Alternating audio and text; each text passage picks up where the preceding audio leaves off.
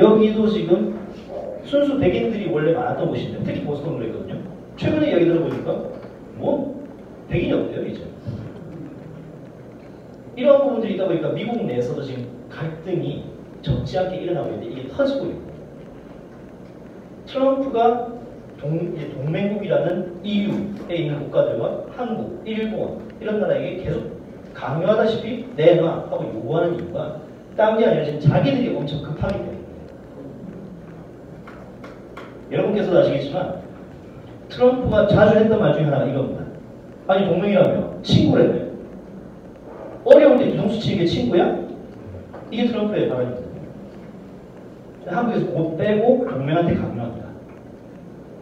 그러면 자기들이 그러죠. 저미제국주의자. 예를 들었습니다. 전략자산을 한반도에 배치하는 것에 대해서 돈 내놓으라고 이게 얼마 전에 얘기가 있었거든요. 한 일주일 전에 주한미군 주둔 부담금에 대한 논의가 있었습니다. 올해. 이걸 가지고 미국 쪽에서 나왔던 요구입니다. 들어준 게 아니라. 요구가 B-1비 폭격기 올 때, B-2 스트레스 올 때 항모 강습단, 항공모함에다가 순양함 2척, 구축함 4척, 잠수함 3척이에요. 기름값이 아닙니다. 우리 안 해주거든요. 여기에 대해서 니네가 일정 수준 부담하라고 합니다. 한국인은 못하다고 합니다. 그럼 미국이 막말로 해서 머리에 총 맞았습니까? 여러분들께서는 가정을 꾸릴 때 집에 빚이 잔뜩 있는데 나한테 100% 주고 다니겠습니까? 그건 병이잖아요.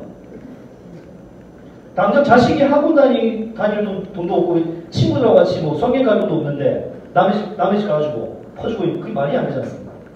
트럼프의 말이 그겁니다.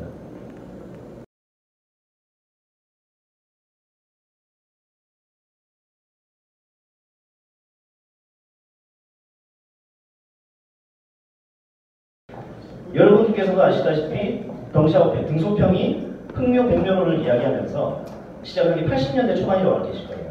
그런데 여러분들께서 또 아셔야 될 것 중에 하나가 모택동이 별의별 희한한 짓을 해가지고 그 중에 하나가 하방운동을 하면서 대학교를 없애버렸고 고선을 다 불태워버립니다. 그러면서 등소평이 모택동이 집권한 직후에 집권한 등소평이 처음 했던 일이 대학교를 다시 운영하는 거였습니다. 그래서 중공에는 7, 8학번부터 했습니다.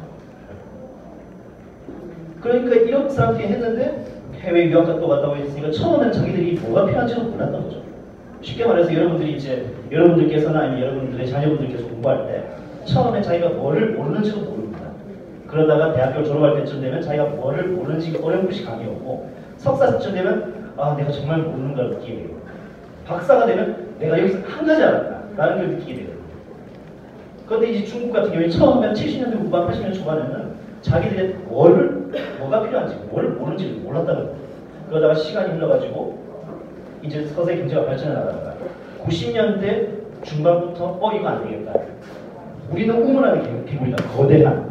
그리고 여러분들도 아시는 고전 있죠. 아큐정전이라고 보시면서 아큐정전에서 나오는 말이 정신승리란 말입니다. 우린 지금 마오쩌둥만 믿다가 수십 년 동안 정신승리해 왔다. 그러면 놀래서는 어떻게든 서방으로 발버둥 겁니다. 처음에는 EU에도 갔다가 미국도 갔다가 러시아도 갔는데 러시아는 그 당시 옐친 시대였거든요. 쿠데타 이후. 러시아는 완전 망가진 상태였고 EU 같은 경우에 출범은 했지만 그 안에 헤게모니 싸움 때문에 영국하고 프랑스하고 독일이 서로 치고받고 싸우고 있습니다. 그러니까 뭘 어떻게 해야 되지 하다가 그때 당시 90년 정도 우리나라에서는 김영삼 대통령 시절입니다. 그때 세계 자유무역을 더 키우자는 논의가 있었고요. 그래서 WTO 출범을 했습니다. 여기에 가입해야겠다고 그렇게 노력했는데 미국이 안 받아줬어요. 그런데 그러다가 나중에 여러분들께서도 아마 여기 계신 분들 거의 기억하실 겁니다. 91년 12월에 혹시 무슨 일이 있었는지 혹시 기억하십니까? 남북 한반도 비핵화 합의가 있었습니다. 그런데 북한이 이거 합의해봤자 소용없어. 나 안 할래 하고 딱 1년 2개월만 때려치웠거든요. 그리고 93년에 서울 불받아서 내고 그리고 94년 6월에는 클린턴이 북폭을 하게 되고 있었죠. 그러다가 정말 이거는 제가 그때 군에 있을 때인데 나중에서야 알게 됐습니다. 클린턴이 작전 개시 명령 3시간 전에 카트한테 전화를 받고 공습을 취소했습니다. 그게 94년 6월이에요. 그리고 그때 카트가 손잡고 웃으면서 사진 찍고 왔는데 딱 한 달 뒤에 김일성이 죽었죠. 저는 속된 말로 말년 때였는데 말년에 솔직히 꼬여가지고 참 북한 김일성이 죽으니까 한반도뿐만이 아니라 주한미군부터 해서 태평양 전체의 미군들이 총인장을 했어요.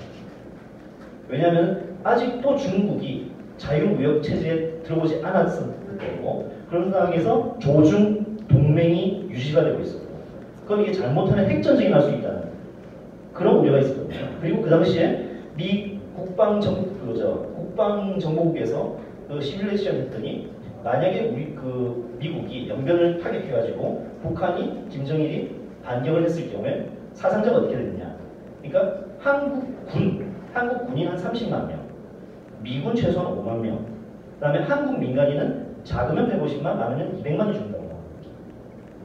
이제 그 시뮬레이션 결과를 김영삼도 듣고는 이거 안 된다. 난리가 난 거죠. 그러다가 카터가 말해서 전쟁은 하지 않았지만 그때 94년 12월에 제네바 핵합의를 통해서 우리가 뭘 해주기로 했냐. 여러분들께서 혹시 아시죠? 지금 지도가 작아서 안 보이죠? 이 동해안 위쪽으로 해가지고 그 한반도 에너지 개발 기구라는 게 만들어졌습니다. 제네바 핵합의 이후에. 그래가지고는 한국이 경수로를 지어주고 경수로를 다 지어줄 때까지 5년에서 6년 동안 매년 50만 톤의 석유를 제공하겠습니다. 그런데 이거를 김정일이 깨버린 거예요. 그리고 한국 사람들이 그때 한전 사람들, 그 다음 한전 산업개발 사람들, 그 다음 뭐 대기업 사람들이 가 있었는데 이 사람들 쫓아버리면 그 장비를 자기들이 몰수해가지고 그렇게 연변을 짓는 겁니다. 제가 좀 많이 앞이 쫓겼는데 연변 핵시설이라는 게 처음에는 소련이라든가 중국이라든가 유럽에서 수입해온 거 가지고 하다가 도저히 이게 안 되니까 그런 꼼수를 부렸거든요. 그렇게 해서 아무튼 연변이 시작이 된 게 한 95년 정도부터 만들기 시작했다고 보시면 되는데 그럼 지금 몇 년이 지났을까요? 23년 지났죠. 그럼 23년 동안에 핵실험을 하고 핵물질을 만들었으면 도대체 얼마나 만들겠어요? 10년 동안 설비를 갖춘다면 최소한 13년 동안 그 물질들을 만들고 개발했다는 얘기예요. 그리고 지금 오늘 아까 제가 이제 처음 말씀드렸던 김정은의 발표를 가지고 비핵화라고 하는 게 거짓말이라고 제가 가능하는 이유는 이건 저 혼자만의 이야기가 아니라 BBC도 이야기 나오고 CNN에 출연한 전문가도 이야기 나오고 폭스도 마찬가지고 그 다음 알자지라조차도 그렇게 하고 있어요. 뭐라고 하냐. 김정은이 말한 내용 중에서 자기들이 2013년 3월달 노동당 전원회의에서 나왔던 것이 강성 대국을 위한 병진 노선, 핵과 경제를 같이 끌고 간다는 거죠. 이게 5년 만에 완성이 된다고 합니다. 핵무기 개발 끝났고 미사일 개발 끝났기 때문에 이제는 옛날 시설 필요 없다. 실험도 할 필요 없다. 이게 원래 김정은의 말입니다. 근데 이걸 갑자기 왜 끝까지 한국 언론들은 비핵화라고 나오죠. 보여주실 겁니다. 근데 이런 일들이 의외로 상당히 많습니다. 얼마 전에 저도 이제 당한 게 있는데 BBC 한국 특파원 그 여자분이 한 분 있어요. 이분이 한국에 있는 전문가들 인터뷰를 쭉 따가지고 한 7, 8분 따가지고 이런 기사를 씁니다. 기사 제목이 문재인 대통령 외교적 천재이거나 자기 나라를 망치는 빨갱이거든. 그런데 이걸 가지고 이제 처음에는 한국의 그 소위 친문 언론들이 뭐라고 썼냐. 외교적 천재 이것만 따서 언론 쓴 겁니다. 그걸 보고 이제 저희 회사를 포함해서 소위 이제 우파라고 스스로가 자부하는 데는 안 되겠다. 그래서 그 원문 들어가서 반대편 거를 쫙 정리해줘. 나라 망치 빨갱이란다. 그런데 웃기는 게 뭐냐. 이런 걸 갖다 반박이 나오니까 자기들이 이제 소위 친문 언론들 할 말이 없지 않습니까? 그러니까 그 기자한테 속된 말로 영어로 해가지고는 꼬지는 겁니다. 당신 기사를 왜곡하고 있다. 그러니까 이 기자가 트위터에 글을 올렸거든요. 왜 내 기사를 왜곡하냐. 그런데 이 BBC 여기자도 할 말이 없는 게 문재인을 외교적 천재라고 불렀을 때는 그게 사실 그게 그 워딩이 아니거든요. 그 말이. 그때는 반박을 안 했다는 거예요. 지금 제가 이제 이 전 세계 지도를 보여드린 이유가 한국 안에서 벌어지는 것은 그렇지만 한국이 아니라 지금 전 세계적인 흐름에서 지금 전 세계는 어떻게 보면 좀 표현이 과격하거나 혹은 이제 약간 좀 편중될 수 있습니다만 현재 전 세계는 선과 악의 싸움 중입니다. 제가 말씀드린 선이라는 것은 사람들이 각각의 개성과 생각이 다르다는 걸 인정하고 자유민주주의적인 시스템 안에서 투표로서 정보를 바꾸고 그 다음에 시장경제는 자기의 노력이라든가 그 다음에 자기의 가치, 노동의 가치 이런 것들을 대접받는 그런 시스템을 인정하는 쪽과 그게 아니라 북한처럼 혹은 이란처럼 신정일치국가 또는 일당 독재국가 간에 지금 대결이 벌어지고 있습니다. 상당히 생뚱맞다고 느끼실 수도 있습니다. 지금 한국이 여기 있으면 여기서 한참 떨어진 데가 여기가 시리아가 있죠. 시리아가 있는데 이 시리아 내전이 지금 열심히 뭐 한참 싸우고 있지 않습니까? 미국이 폭격도 하고. 시리아의 내전 처음 시작은 2011년도였습니다. 근데 그 당시에는 알 아사드 정권에 대한 그러니까 반정부 시위였거든요. 근데 알 아사드가 개헌한다 이러고 개헌 약속 안 지키고는 총으로 시위를 다 쏴주기로 했어요. 그러면서 난리가 났거든요. 근데 여기에서 웃기는 게 시리아 옆에 이집트 있죠. 이집트에서 활동하는 이슬람 근본주의 조직이 또 끼어들어요. 그리고 사우디아라비아에 있던 또 알카에다 애들이 도망을 가서 이 시리아가 하면 남의 나라 사람들이 들어오면서 자기를 주장을 펼치니까 이제 그때부터 그때 말로 개판이 되는 거죠. 그리고 그 내전이 지금까지 이어집니다. 그리고 그 사이에서 어떤 일이 있냐. 시리아 알 아사드 정권한테 시리아 국민들이 반대했던 이유가 혹시 아시는 분, 한국 언론에서 보신 적 있으신가요? 시리아 알 아사드가 지금 세습 독재라고 하거든요. 그런데 이 세습 독재를 누구한테 배웠냐? 시리아의 알 아사드의 아버지가 김일성한테 배웠습니다. 김일성하고 40년씩입니다. 지금 시리아 지금 내전 중이지 않습니까? 시리아 수도 다마스커스에는 김일성 공무원도 있어요. 근데 얘들이 얼마나 웃기냐? 제가 좀 워낙 찌라시 기자라서 좀 표현이 속되더라도 이해해 주십시오. 시리아 얘들이 어떤 문제가 있냐? 시리아, 여기 이란 있죠? 그럼 여기 북한 있지 않습니까? 지금 일단 제가 말씀드린 대로 잘 보시죠. 북한, 중국, 미얀마, 이란, 시리아. 여기가 실은 2002년, 3년부터 해서 2007년까지 같이 핵무기를 개발했다. 같이 핵무기를 개발했고 탄도미사일을 같이 만들었습니다. 여기에 이 중국은 무슨 짓을 했냐? 여기서 원래 비행기가 함부로 못 날아가지 않습니까? 중국 영공 개방해주고, 그다음 여기 지금 얼마 전에 강경화도 왔다 갔다 카자흐스탄 있죠, 중앙아시아. 여기 있는 철도들 이용하는데 눈 감아주고. 이런 거를 보고 나중에 어떤 일이 벌어졌냐? 용천역 사건이 혹시 기억나십니까? 2004년 4월인가 있었죠. 그걸 가지고 김정일 암살로 처음에는 이제 카더라 얘기가 나왔는데 CIA 조정이다. 나중에 이스라엘의 한 저널리스트와 그 교수가 심층 취재해서 3년 만인가 4년 만 책을 냈어요. 거기에서 하는 말이 시리아 얘들이 어디선가 밀 수입한 핵물질하고 이런 기타 장비를 가지고 북한에 갔다가 기술 배워서 열차에 싣고 돌아오던 중이에요. 그런데 이 시리아 애들하고 이란 애들이 수십 년째 하고 있는 이야기가 뭐냐? 이스라엘 없애버립니다. 핵무기로 끝나는 게 아니라 얘들은 미사일로 이스라엘 자체를 갖다 지도에 보이시죠? 않죠? 여기 지워버립니다. 그러니까 이스라엘 입장에서 난감하죠. 그러니까 바로 용천역 폭발이라는 걸 공작을 했다고 이제 여기까지 이제 그게 공개가 된 겁니다. 뭐 여러분 얼마 전에 보시겠지만 2007년 9월달에 시리아 핵시설이 폭격당했습니다. 그것도 이스라엘이 했다 안 했다 말도 안 했어요. 했나 하면 몰라. 그거 안 한 거야 몰라. 그러다 10년만 했어 하면서 사진부터 해서 그때 북한 기술자들이 시리아 원자로에서 죽은 것도 다 공개했습니다. 시리아 내전이 그러니까 한국하고 얼마나 걸리는지 아시겠죠. 이란 지금 현재 트럼프가 그 이야기를 합니다. 5월 12일까지 기존의 이란 핵합의 개정해라.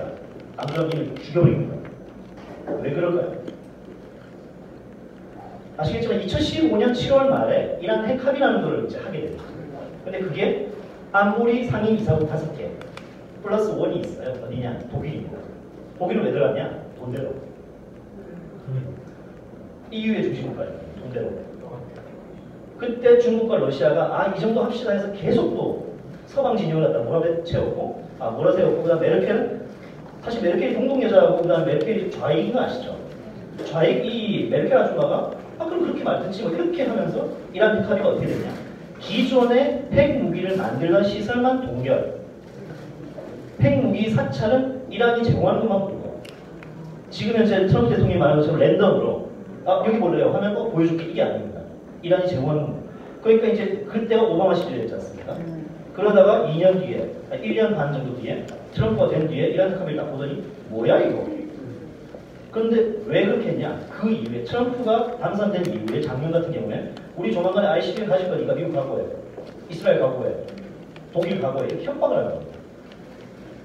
아시겠지만 이란은 선거는 합니다. 근데 이란은 선거에서 대통령은 바뀌지만 안 바뀌는 게 지도자입니다. 아야톨라라고 불러요. 이스라엘의 군대가 아닙니다. 혁명 수비대입니다. 그 혁명이 무슨 혁명이냐? 북한 혁명이 아니고요. 이슬람 혁명. 여기 계신 분들께서 나중에 한번 기회가 된다면 이걸 읽어보셔야 될 게 이란하고 그 다음에 여기 뭐 사우디라든가 이런 나라들이 시아파, 수니파로 차이가 있지만 무슬림 근본주의의 핵심이 되는 그런 사상이 있습니다. 그게 어디냐면 1920년대에 나온 무슬림 형제단에서부터 시작을 하는 건데 이 이론을 정립해가지고 이슬람이 세계를 정복하기 위해서는 사기를 쳐도 괜찮고 살인을 해도 괜찮고 강간해도 괜찮다라고 떠들어져 있는 그런 기조의 책을 낸 사람이 있습니다. 40년 전에 사이드 쿠트비라고 전 세계를 정복하라고 하는데 아무튼 그 이란이 그런 거에 총대를 메고 있습니다. 시아파가 이슬람을 처음에 시아파가 중동을 지배하고 그 다음에 이슬람을 지배하고 전 세계를 지배하고 근데 말도 안 되는 소리가 있는데 이 사람들은 자기들이 공식 성명에 그래요. 그러니까 이제 수니파는 가만히 있죠. 수니파는 재밌는 게 수니파 종주국 우리는 이제 보통 사우디아라비아를 생각합니다. 근데 사우디아라비아가 스스로 종주국이라는 거는 워낙 나름대로 중동에서 국력도 강한 데다가 자기 나라에 성지가 있기 때문에 있습니다. 그런데 또 종주국이라고 주장하는 곳이 요르단입니다. 요르단은 왜 그러냐? 요르단에 지금 압둘라 2세 있죠? 무함마드의 딸의 핏줄입니다. 처음 들으셨습니다. 제가 남의 집 족보를 갖다가 일부러 안 들어요. 예전에 ISIS라고 그러죠. 다에시라고 보기도 하고 ISIA라고 보기도 하고 얘들 때문에 요르단 조종사가 이제 공수마를 갖다가 붙잡혀서 산채로 화형을 당합니다.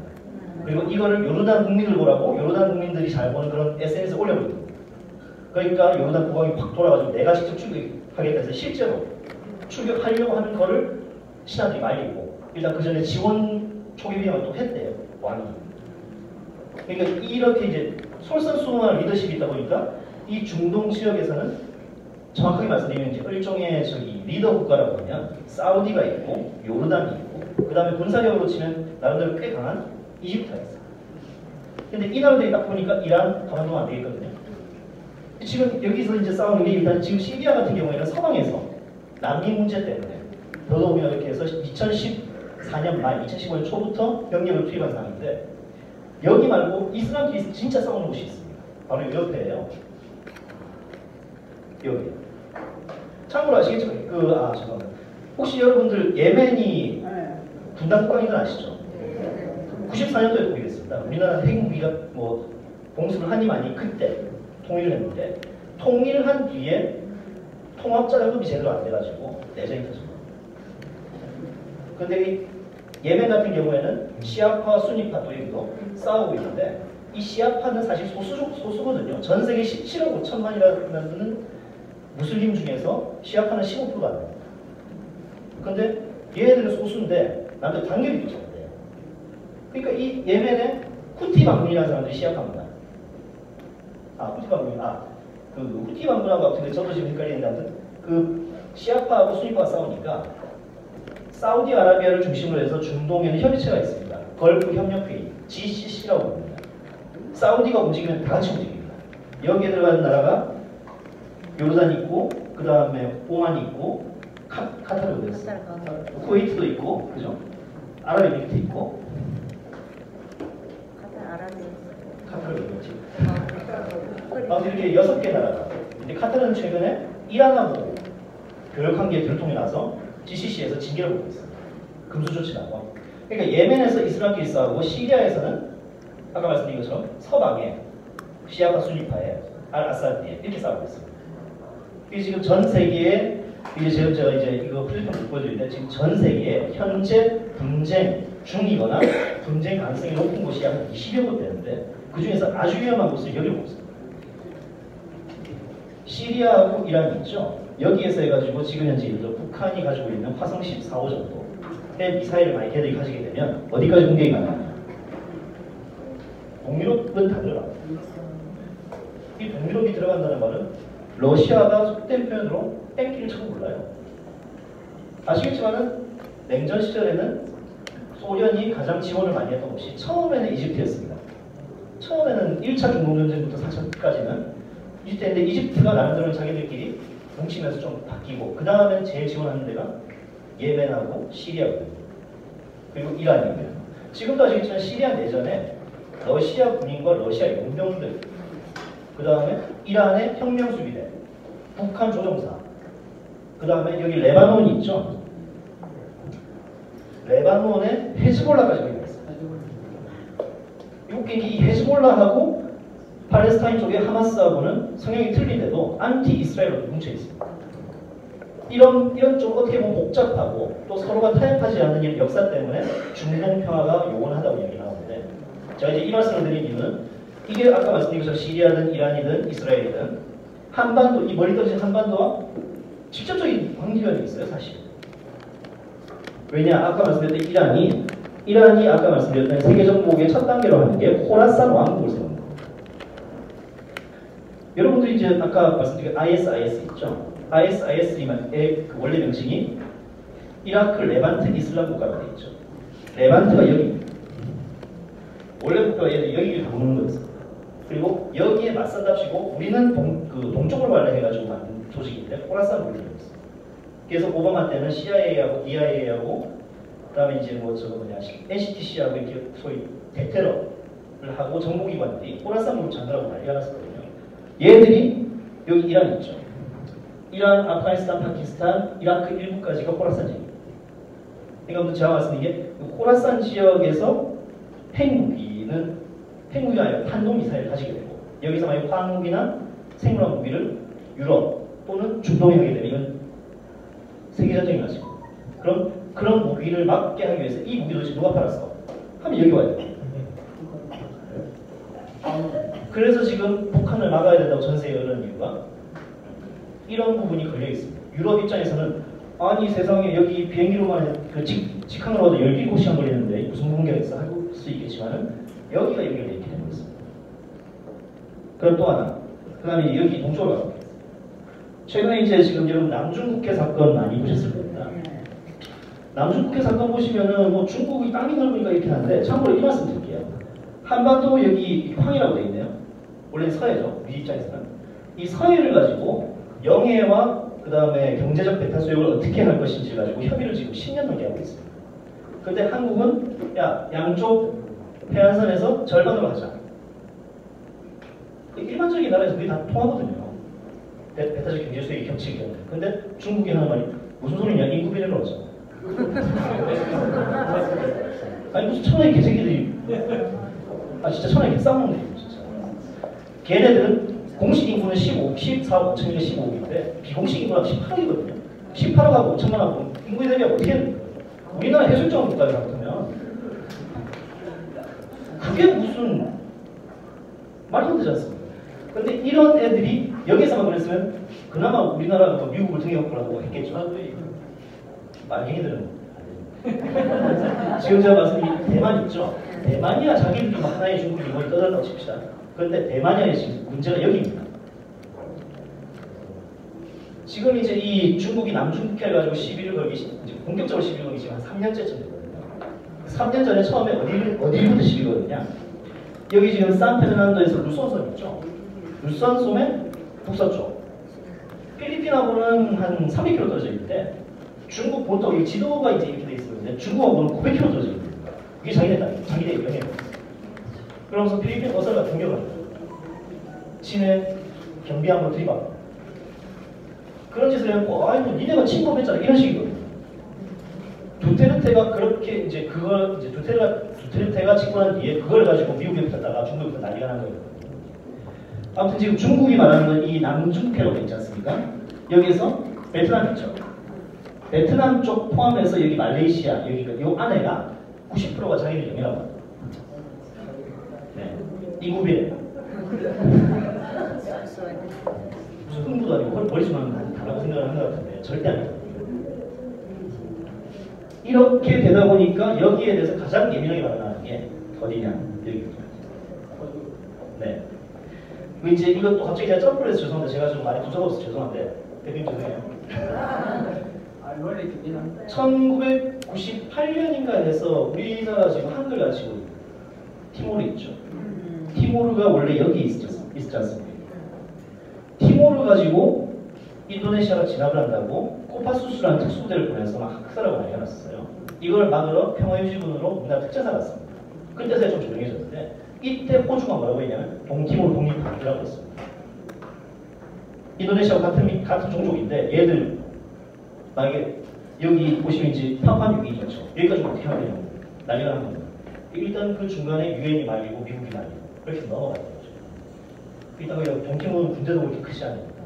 근데 아무튼 이 호주는 서태평양 지역에서 자기들이 미국의 대리인 수준이라고 생각하고 있습니다.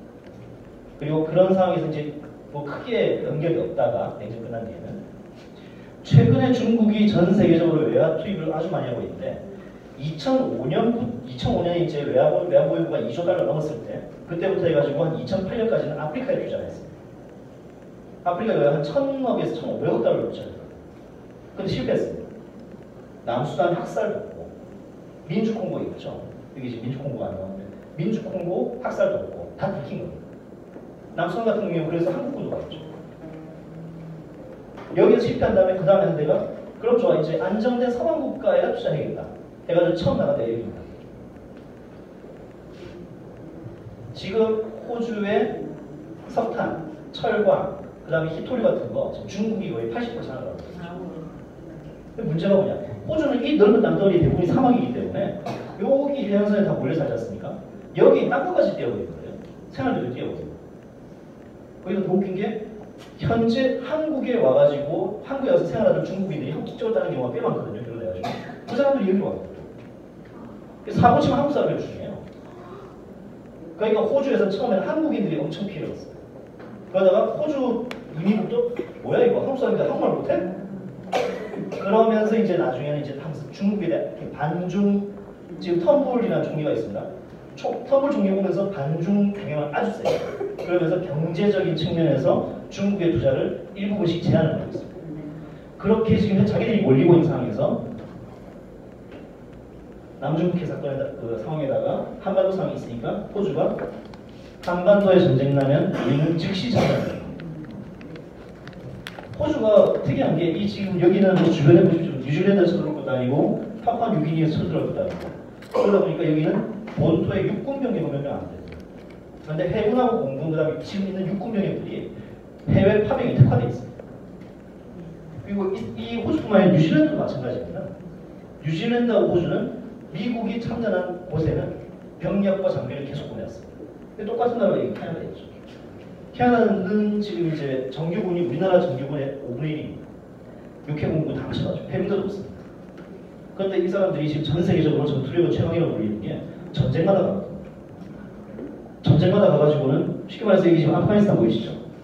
아프가니스탄 주변에 타지키스탄, 뭐 투르크메니스탄과 파키스탄 일부 여기까지 가가지고는 속된 말로 저게 목을 따고 다니기 때문에 탈레반이 가장 두려워하는 그런 부대가 캐나다, 호주, 뉴질랜드에 있습니다.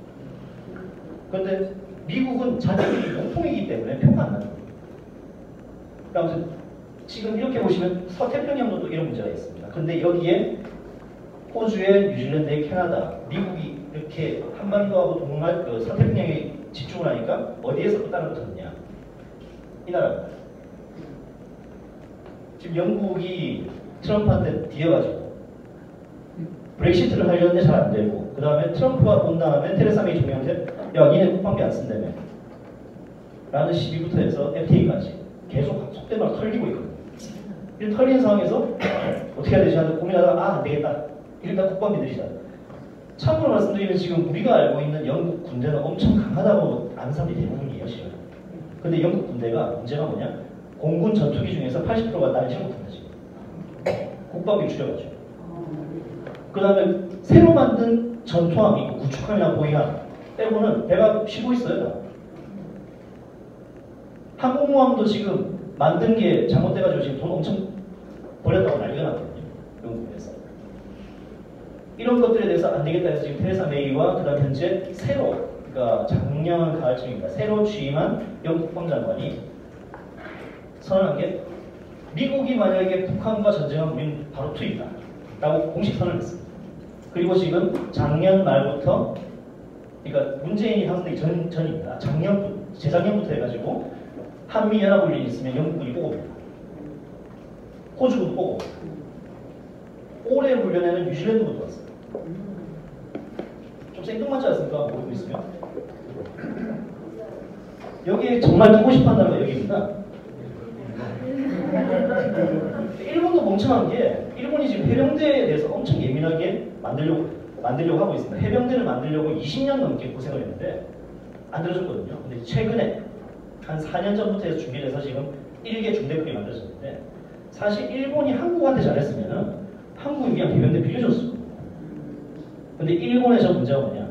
지금 이제 일본 문제 다시 설명을 드리면, 여러분들께서 언론을 통해서 보시는 거, 아니면 이제 전문가라고 하는 분들이 말씀하신 거 쭉 들으시면 일본 우익의 문제, 일본의 갈라파고스 요구, 자기들끼리 모이는 이런 문제가 생각하는데, 실은 일본 기자한테 물었더니 일본 지금 현재 아베 정권을 포함해서 일본 우익의 가장 큰 문제가 21년 전에 만든 단체 때문이다. 단체 이름이 일본회입니다. 일본회의 궁극적 목적을 좀 아마 좀 황당하실 겁니다. 일본 국민들도 별 신경 안 쓰거든요. 메이지 유신 직후에 국가의 주권을 천황에게 돌리는 게 목표입니다. 사람들이 안 믿어요, 이 말 해줘도. 근데 이건 제 이야기가 아니라 일본 저널리스트가 이걸 가지고 지금 책을 낸 거가 5권이에요. 막아야 돼요.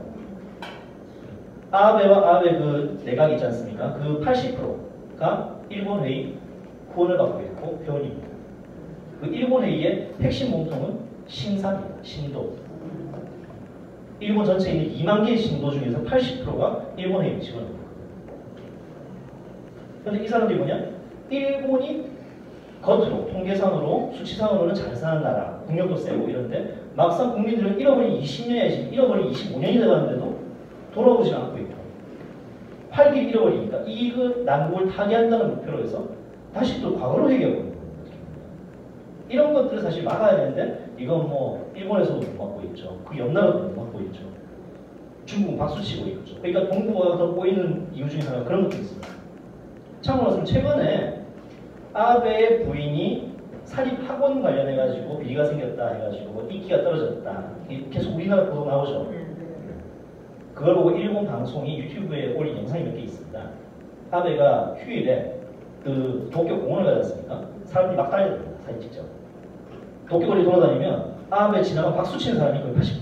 물론 편집을 했다고 하지만. 아니에요, 그거 진짜. 그러니까 한국 지금 이제 제가 다시 원점 돌아서 한국 언론의 정말 큰 문제가 보고 싶은 것만 봅니다. 근데 제가 아까 막 저 스스로를 찌라시 기자라고 부르는 이유가, 좌익 성향의 매체들은 저분 찌라시라고 하거든요. 저희 회사 보고도. 그런데 저는 그 사람들한테 할 말이 있습니다. 니네 같은 매체가 대한민국 언론의 80%가 넘는데 니네 똑같은 이야기 하잖냐. 반대편이 있어야죠. 그래도. 최근에 드루킹부터 해가지고 했던 그 네이버의 댓글 사건이 있죠. 그것도 며칠은 저 국내에서 포털 문제의 최고 전문가인 변희재 대표님이세요. 변희재 대표님께서 옛날에 노무현 때 그런 여론조작, 특히 사실 그 기사 배치, 언론 기사 배치 많이 본 뉴스 있죠? 그거 아시지 않습니까? 지금도 그러죠? 네이버. 지금 사람이 배치합니다. 구글 같은 경우에도 한글 검색을 했을 때 제대로 안 나온 이유는 간단합니다. 구글이 처음에 한국에 진출했을 때 한국어 검색과 한국어 컨텐츠 배치를 누구한테 배웠냐? 다음한테 배웠냐? 아무튼 이런 상황들이 있다 보니까 여러분뿐만이 아니고, 그래도 여기 국가경영프로에 오신 분들께서 관심이 있으시니까 들으시겠지만 대부분의 사람들은 야, 뉴데일리니 뉴데일리니 걔들이 하는 말 믿겠어? 한겨레를 믿겠어? 가 되는 거죠. 그 다음에 미국 같은 게 지금 한미관계에서도 지금 여러분들도 다 걱정을 하시겠지만은 주한미 대사가 지금 부임하지 않은 지가 1년이 벌써 지났습니다. 그런데 참고로 말씀 트럼프가 미 국무부를 보고 뭐라고 하냐면 빨갱이라고 합니다. 천하의 빨갱이 새끼들이죠. 틸러슨한테 시킨 게 뭐냐면은 휘어잡으라고 했어요. 국무부를 믿을 수가 없다. 그 미국의 EPA라고 있죠. 환경보호청. 환경보호청 예산 3분의 2 날려버리고 국무부 사람들 자르겠다고 한 이유가 어떻게 니네들은 하는 짓이 유엔하고 비슷하냐? 그러니까 이제 틸러슨을 보내죠. 왜냐하면 틸러슨이라는 사람이 아시다시피 엑슨의 CEO를 지냈고 석유회사에서 37년간 근무를 했지 않습니까? 석유회사의 특징은 석유를 팔아서 돈 버는 회사가 아닙니다. 좀 약간 이제 그 곁다리로 말씀드렸는데 세계 7대 메이저 석유회사 세븐 시스터즈라고 하는데 이 사람들은 사우디가 지금 가지고 있는 아람코의 전신에서 스탠다드 오일부터 해가지고 지금 엑슨도 그렇고 그 뭐냐 텍사코도 그렇고 다 그게 예전에 록펠러의 스탠다드 오일에서 분리된 거거든요. 이 사람들은 석유를 채굴할 때 채굴하는 순간부터 세금을 내는데 나머지 다 이익입니다. 쉽게 말해 돈을 채굴하는 거예요. 그리고 팔면서도 세금을 내는데 그래도 많아요. 그러다 보니까 지금 현재 전 세계적으로 탑 10에 들어가는 매출액 탑 10에 들어가는 기업들 중에 석유회사가 두 군데 세 군데입니다. 매출액 우리 돈으로 치면 한 대략 4천조 원 정도. 1년에 4천조 원이네요. 아, 지금 400조 원, 400조 원. 400조니까 삼성그룹 전체가 500조 되거든요.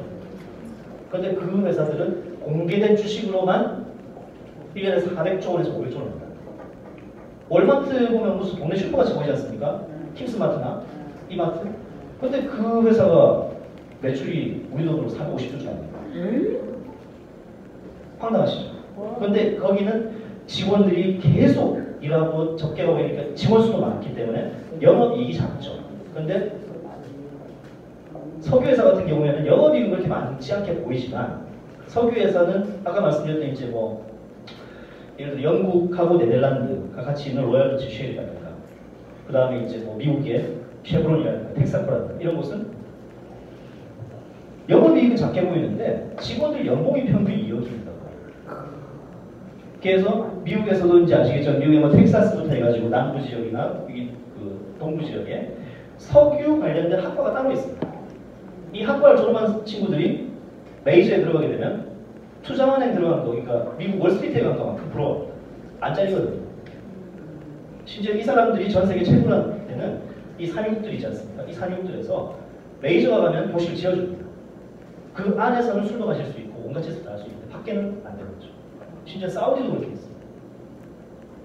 최근에 이제 무함마드 빈 살만 왕세자가 여자도 이제 영화 보러 갈 수 있게 하고 축구도 볼 수 있게 하고 운전도 할 수 있게 하고 했죠. 그 전에 종교경찰이 잡히면 끌어뺐습니다. 여자가 어디 감히 동물하고 비슷하죠. 이런 식이었어요, 실제로. 근데 아무튼 사우디, 그런 사우디조차도 석유회사는 특혜가 돼요. 아무튼 이제 제가 좀 서서히 길었는데 이런 곳에서 30년 넘게 근무한 틸러슨이다 보니까 석유 산업의 특징은 현지와 밀착되지 않고 현지 정치를 주무르지 못하면 돈을 못 법니다. 그래서 다른 나라에서 돈을 그렇게 버는 엑슨의 CEO였으면 국무부 정도야 했는데 국무부는 훨씬 더 단수가 높더라고요. 틸러슨이 빠졌거든요. 틸러슨이 빠지니까 이제 트럼프는 기업 빠져야 된 거죠. 아무튼 그런 부분이 있기 때문에 아까 한미관계를 다시 돌아가서 말씀드리면 한국에서 주한미군사령부하고 미 대사관이 의외로 사이가 별로 안 좋습니다. 그게 언제 제대로 드러났냐? 역사 쪽 말고 이제 우리가 알 수 있는 게 2002년입니다. 여중생 사건과 서해교전이 있었습니다. 그때 NSC 보좌관이 코놀리사 라이스였거든요.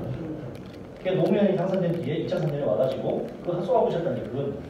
교수님께서 이러는데 니네는 서해교전에서 전산상도 모르잖냐. 그게 그때 나왔던 거예요.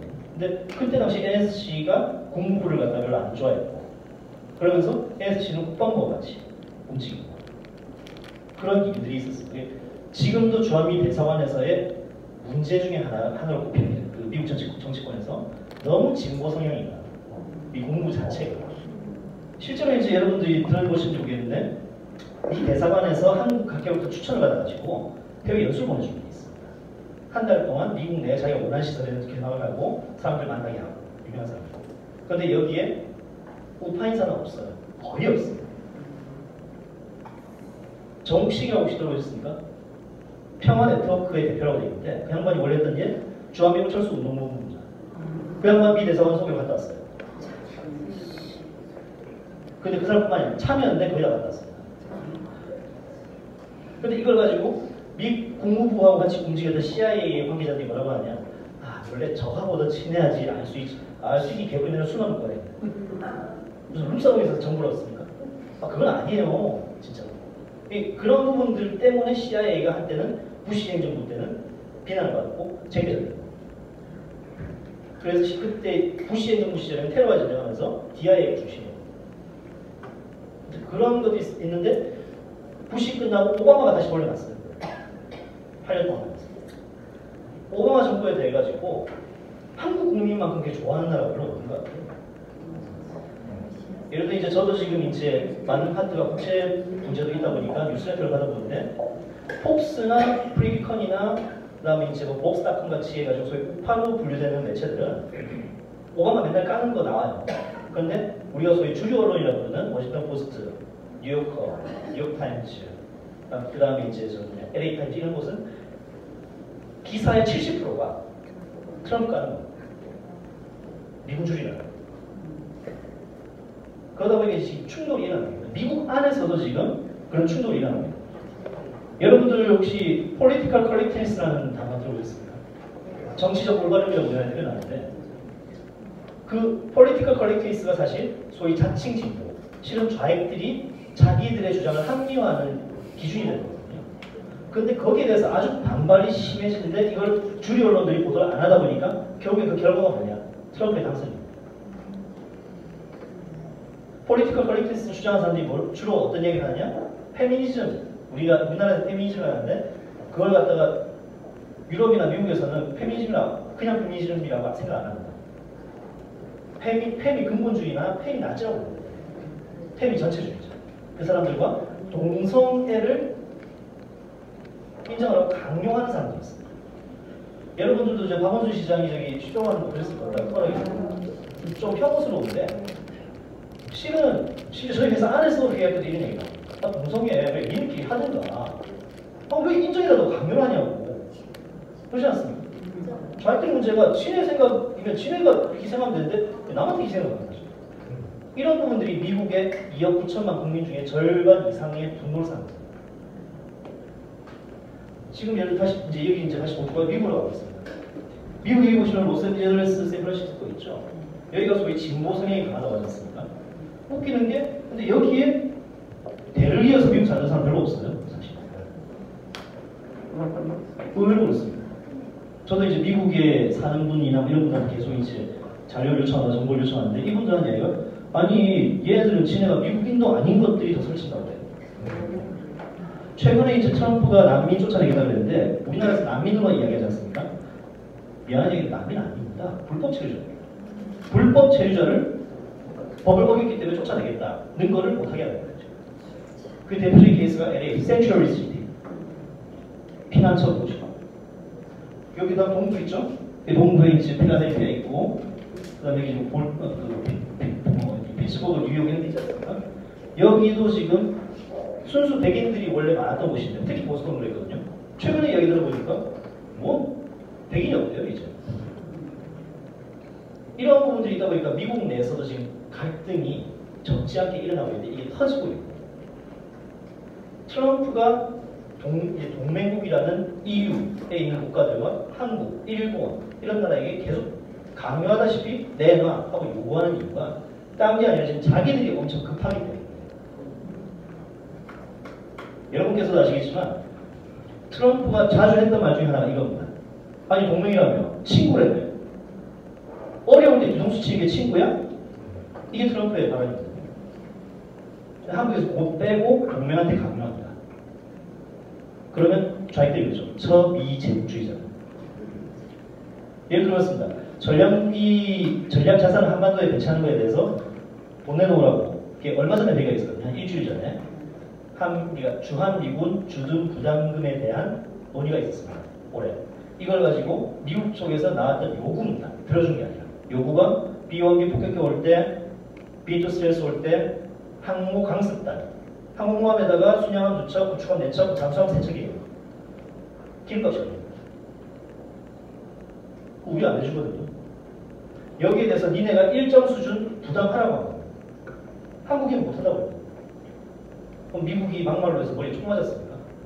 여러분들께서는 가정을 꾸릴 때 집에 빚이 잔뜩 있는데 나머지 100% 주고 다니겠습니까? 그건 병이잖아요.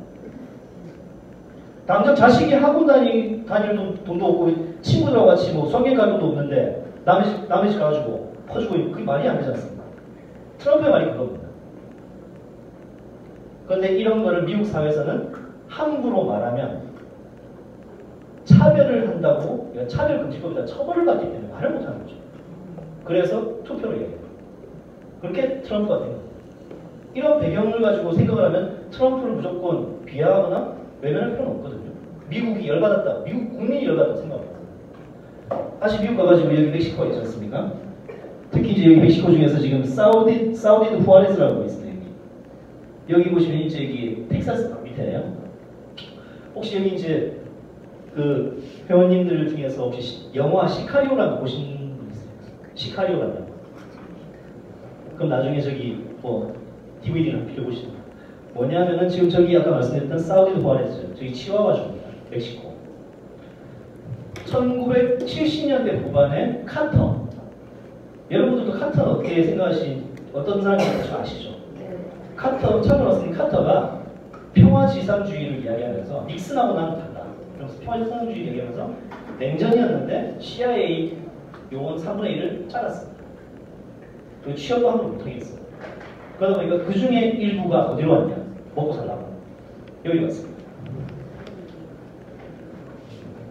1970년대 후반 이후로 해서 1980년대부터 90년대까지 콜롬비아 마약 카르텔. 콜롬비아 마약 카르텔이 그 전에는 매년 매출이 한 몇억 달러 수준이다가 90년대부터 매출이 100억 달러를 넘었었어요.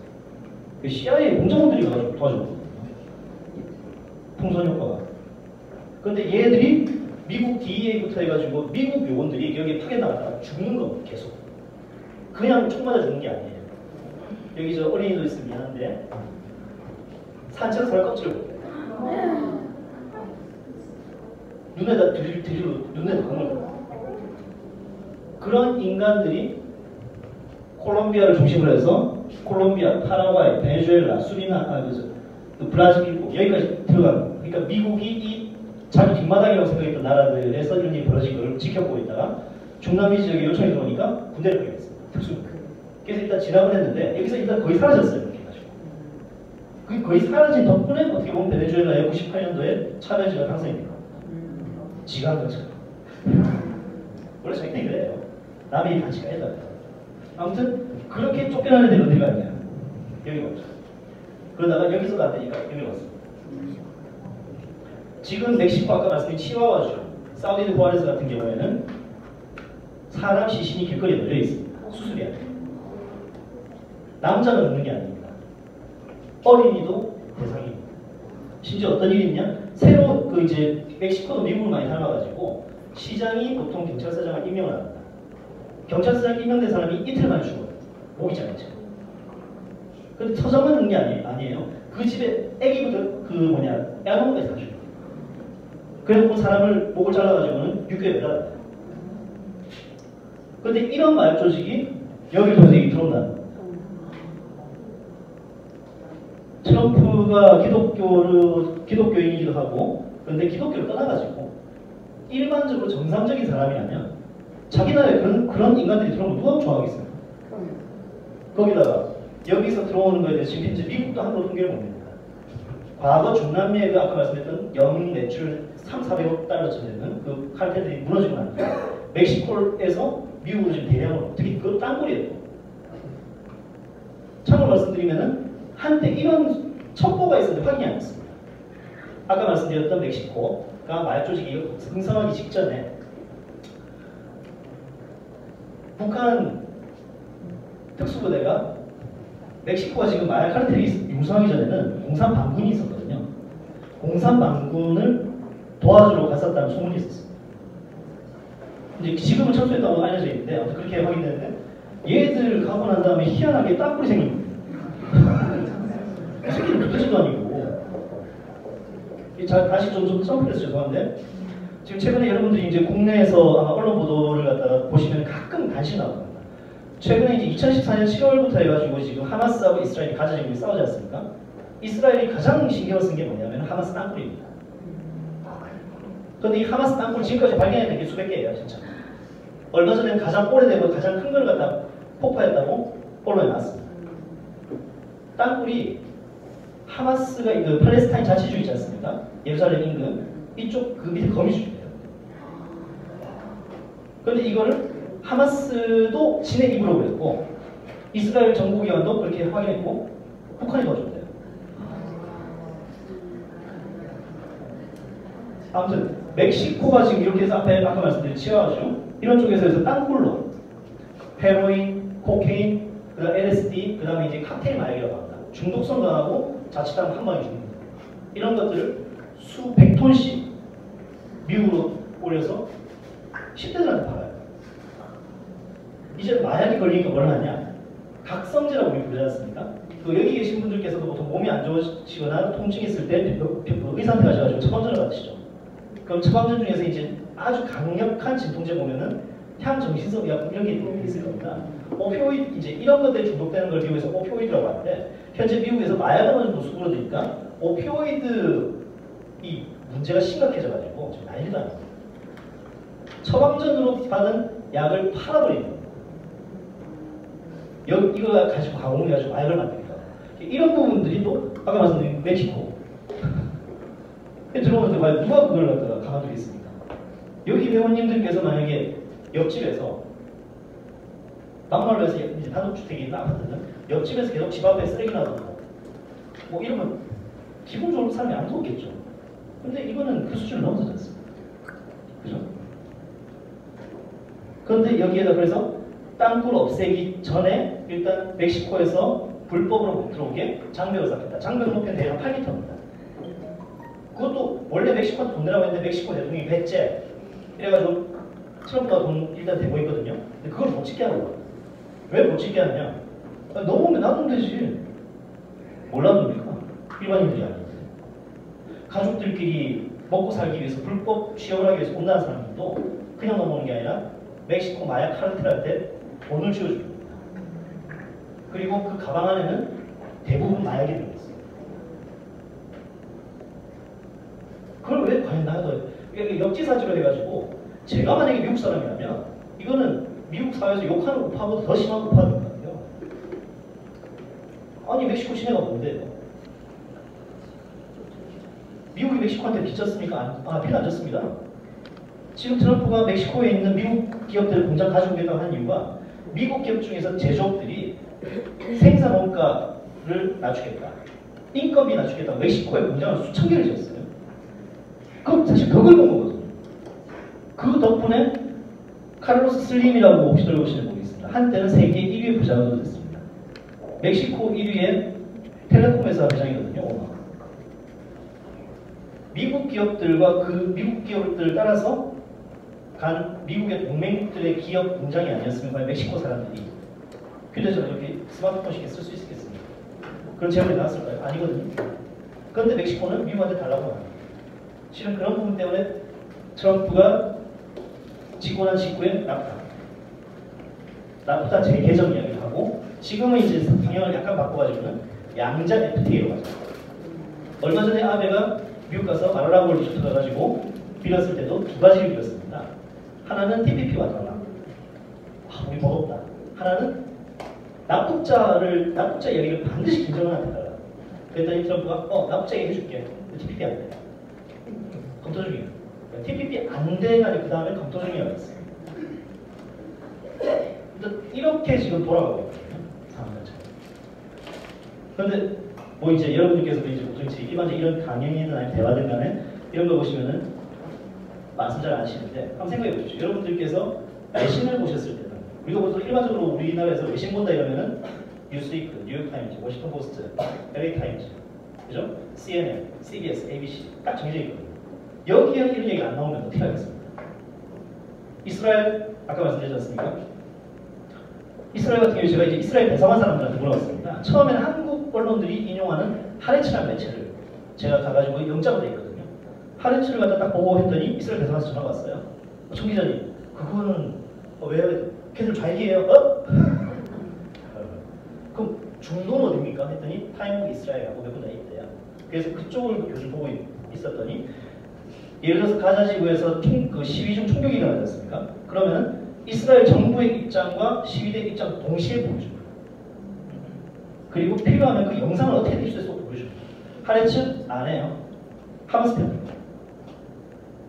대표적으로 이제 이런 말을 한다고 해가지고 뭐 공개적으로 해가지고 하면 큰일 날 수 있기 때문에 말씀 못 드리겠습니다. 국내 대한민국이라는 나라보다는 저기 뭐 중국이라든가 조선민주주의 인민공화국을 더욱더 모적으로 생각하는 매체가 있긴 있습니다. 뭐 제가 말씀 안 드려도 아실 거예요. 근데 이 사람들 같은 경우처럼 미국, 그러니까 이스라엘뿐만이 아니에요. 전 세계적으로 그런 언론들이 주류라고 보시죠. 그러다 보니까 아니 그러면 다른 데서 나온 거 이렇던데 라고 말하면 바보가 되는 거죠. 사실. 지금 그게 심한 곳이 유럽입니다. 제일 심한 곳이. 그 다음 지금 미국이고. 일본은 사실 언론이 좀 민망해요. 전 세계에서 가장 폐쇄적이고 집단 이기주의가 강한 곳입니다. 그러면서 현재 정권한테는 친한데 전 정권은 무조건 박살내요. 또 현 정권도 자기가 이익이 안 맞으면 박살내요. 아무튼 일본은 좀 예외예요. 중국은 아시다시피 중국은 뭐 아시는 모든 언론이 공산당이 소유하고 있습니다. 그 홍콩에서 서비스하는 공항위성TV라고 있습니다. 이게 이제 90년대 그 스타TV라는 게 있었거든요.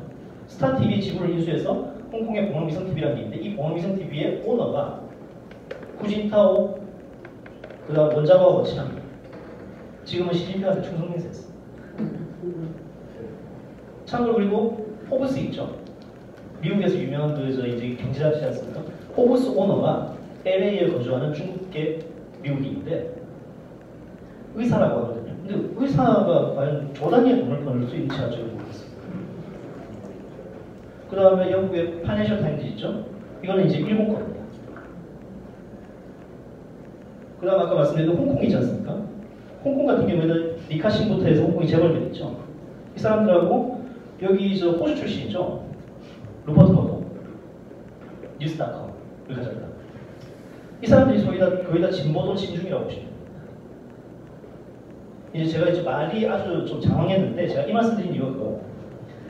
지금 아까 그러니까 선과 악의 싸움이라고 제가 표현드린 이유가 중국, 러시아, 아까 말씀드린 여기 이제 시리아, 이란 그런 나라들. 그다음 여기 이제 여러분들 투르크메니스탄은 자세히 갔다 오신 분 있습니까?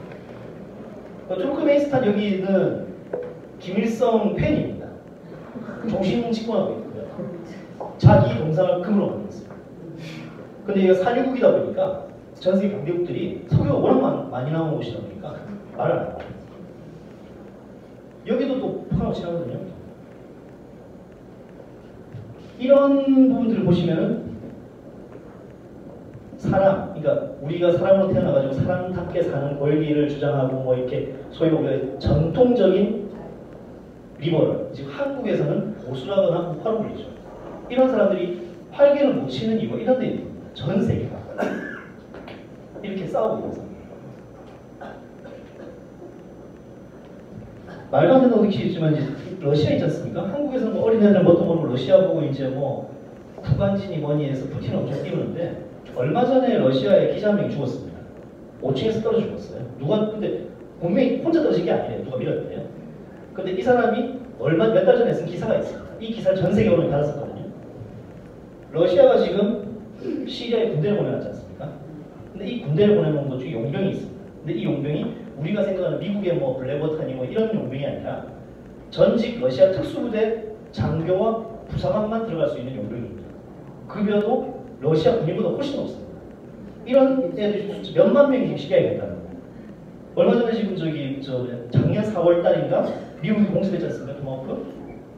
그때 이 용병이 죽었거든요. 그걸 갖다 러시아 기자 쓴 겁니다. 그랬더니 죽은 겁니다. 그런데 이 용병이 어디서 있었냐?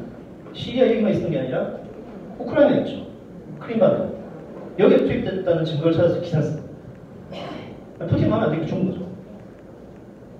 그리고 푸틴이 지금 이렇게 하는데 겉으로는 아주 참 점잖고 신사적이고 검소하게 보이고 이러는데 최근에 카드가 비슷하게 외신에서 나오는 게 아니라 푸틴 재산이 한 1조 달러 정도. 그러다 보니까 어떻게 여유를 부리느냐. 여러분들 이제 시계 차는 분들 중에서 혹시 이제 좀 명품 시계 이런 거 들으셨죠? 명품 시계 중에서 이제 뭐 룽게아트 제네가 뭐 아무튼 2천만 원 가까이 된 시계가 있어요. 그 시계를 보고 어떤 아저씨가, 어떤 학생이, 대학생이 마음에 든다 했더니 그래서 주더라고요. 그런데 러시아 대통령 급여는 우리나라 돈으로 7천만 원이 채 안 되거든요. 이런 것들이 있고, 그 다음에 중국은 지금 시진핑 있지 않습니까? 시진핑 전이 후진타오 있지 않습니까? 후진타오 전이 장점이었고, 그 우리나라에서는 뉴스타파, 옛날에 언론노조 위원장이었던 이근행 선배가 뉴스타파라는 데가 있어요. 탐사보도 전문이라고.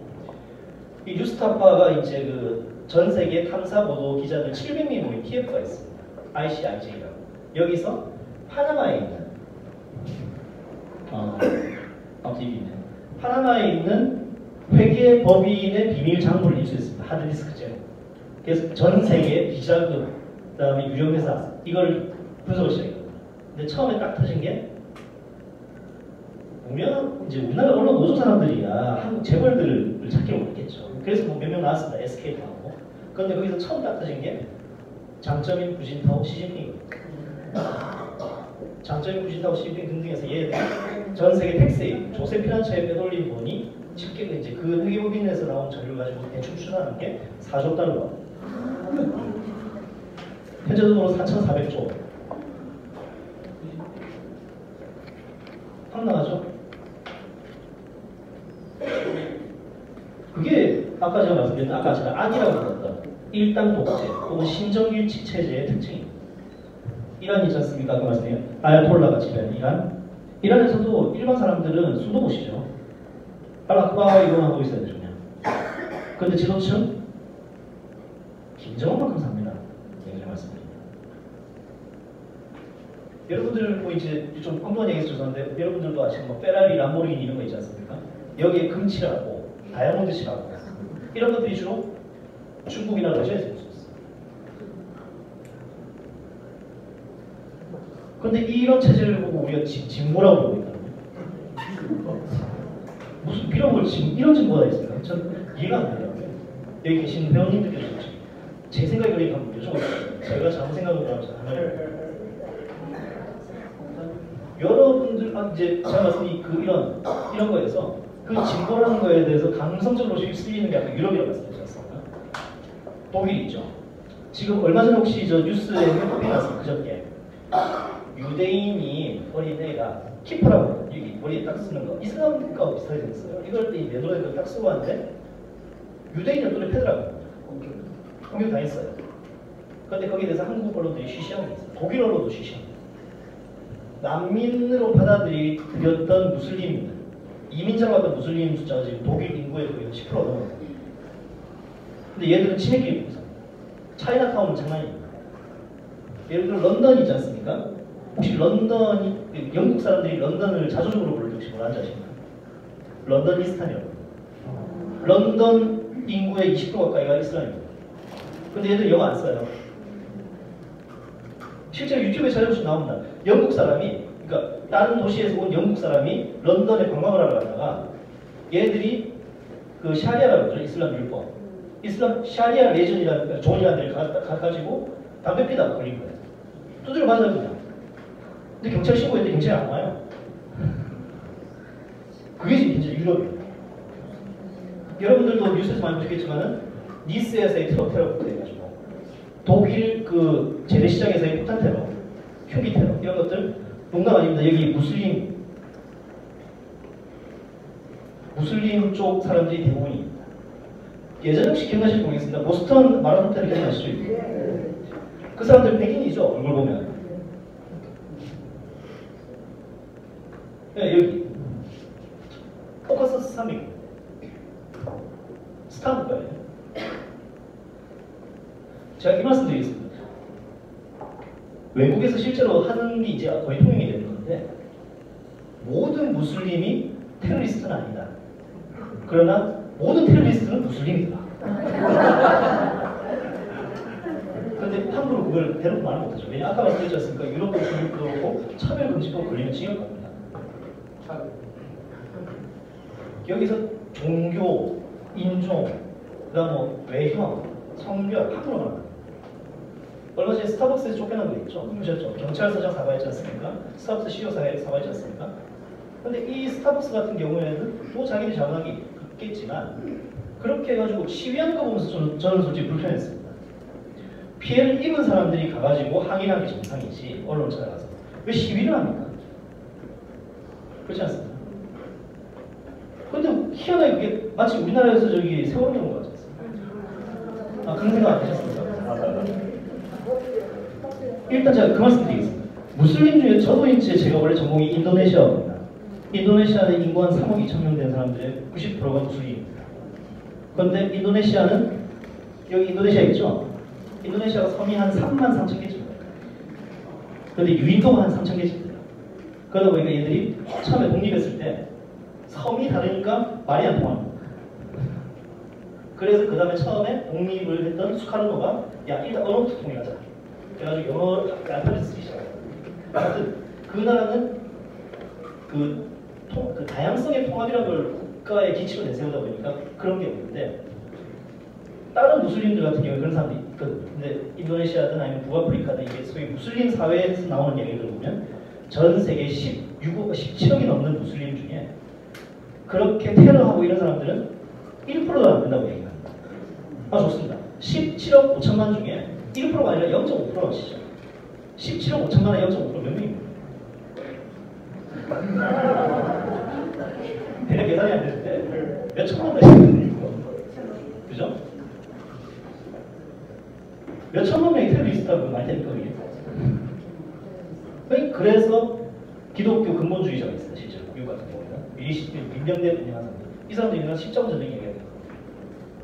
예를 들어 미국의 특수부대 중에서 네이비실이라든가 레인저 연대 같은 데는 백인들만 있었던 분이죠. 얘들이 그래서 맨날 십자군 주장해도 있고요. 자기 방탄조끼에다가 뭐라고 적어놓냐면은 인피델, 불신자. 그래서 인피델이니까 죽여봐. 내가 너 목을 따줄게. 이런 식으로 그냥 대놓고 했더라고요. 그게 테러예요. 아무튼 좀 말이 좀 두서없이 했는데 제가 말씀드린 게 전 세계적으로 한국만 이게 당하는 게 아니에요. 전 세계적으로 이런 분위기에서 이어지고 있는 상황에서 아까 말씀드린 것처럼 트리거, 임계점을 넘어서는 도화선이 될 수 있다고 지금 여겨지는 곳이 이 지역과 이 지역입니다. 그럼 이제 다시 한반도로 돌아와서 설명드리겠습니다. 오늘 아까 처음에 말씀드린 것처럼 김정은이 발표했죠. 트럼프가 트위터에서 이렇게 말했습니다. 이야, 김정은이 멋진 이야기 했어. 정말 큰 진전이야.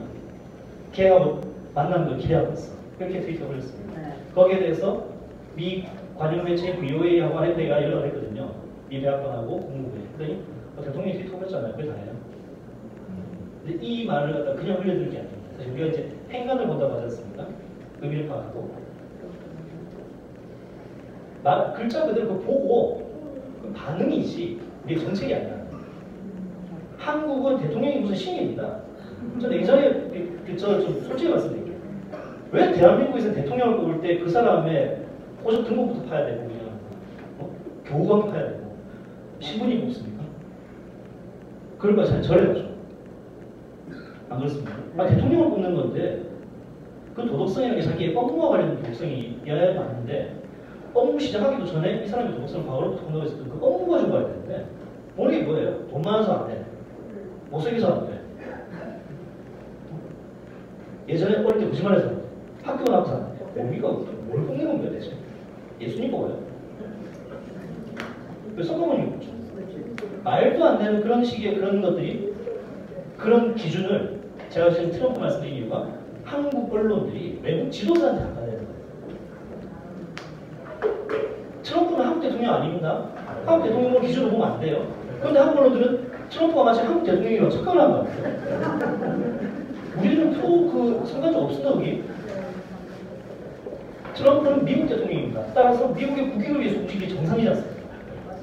그런데 트럼프가 자기 나라 국익을 위해서 움직이는 거에 대해서 함부로 좋다 나쁘다고 말하는 건 아닌 거죠. 우리한테 불리하다 유리하다고 표현해요.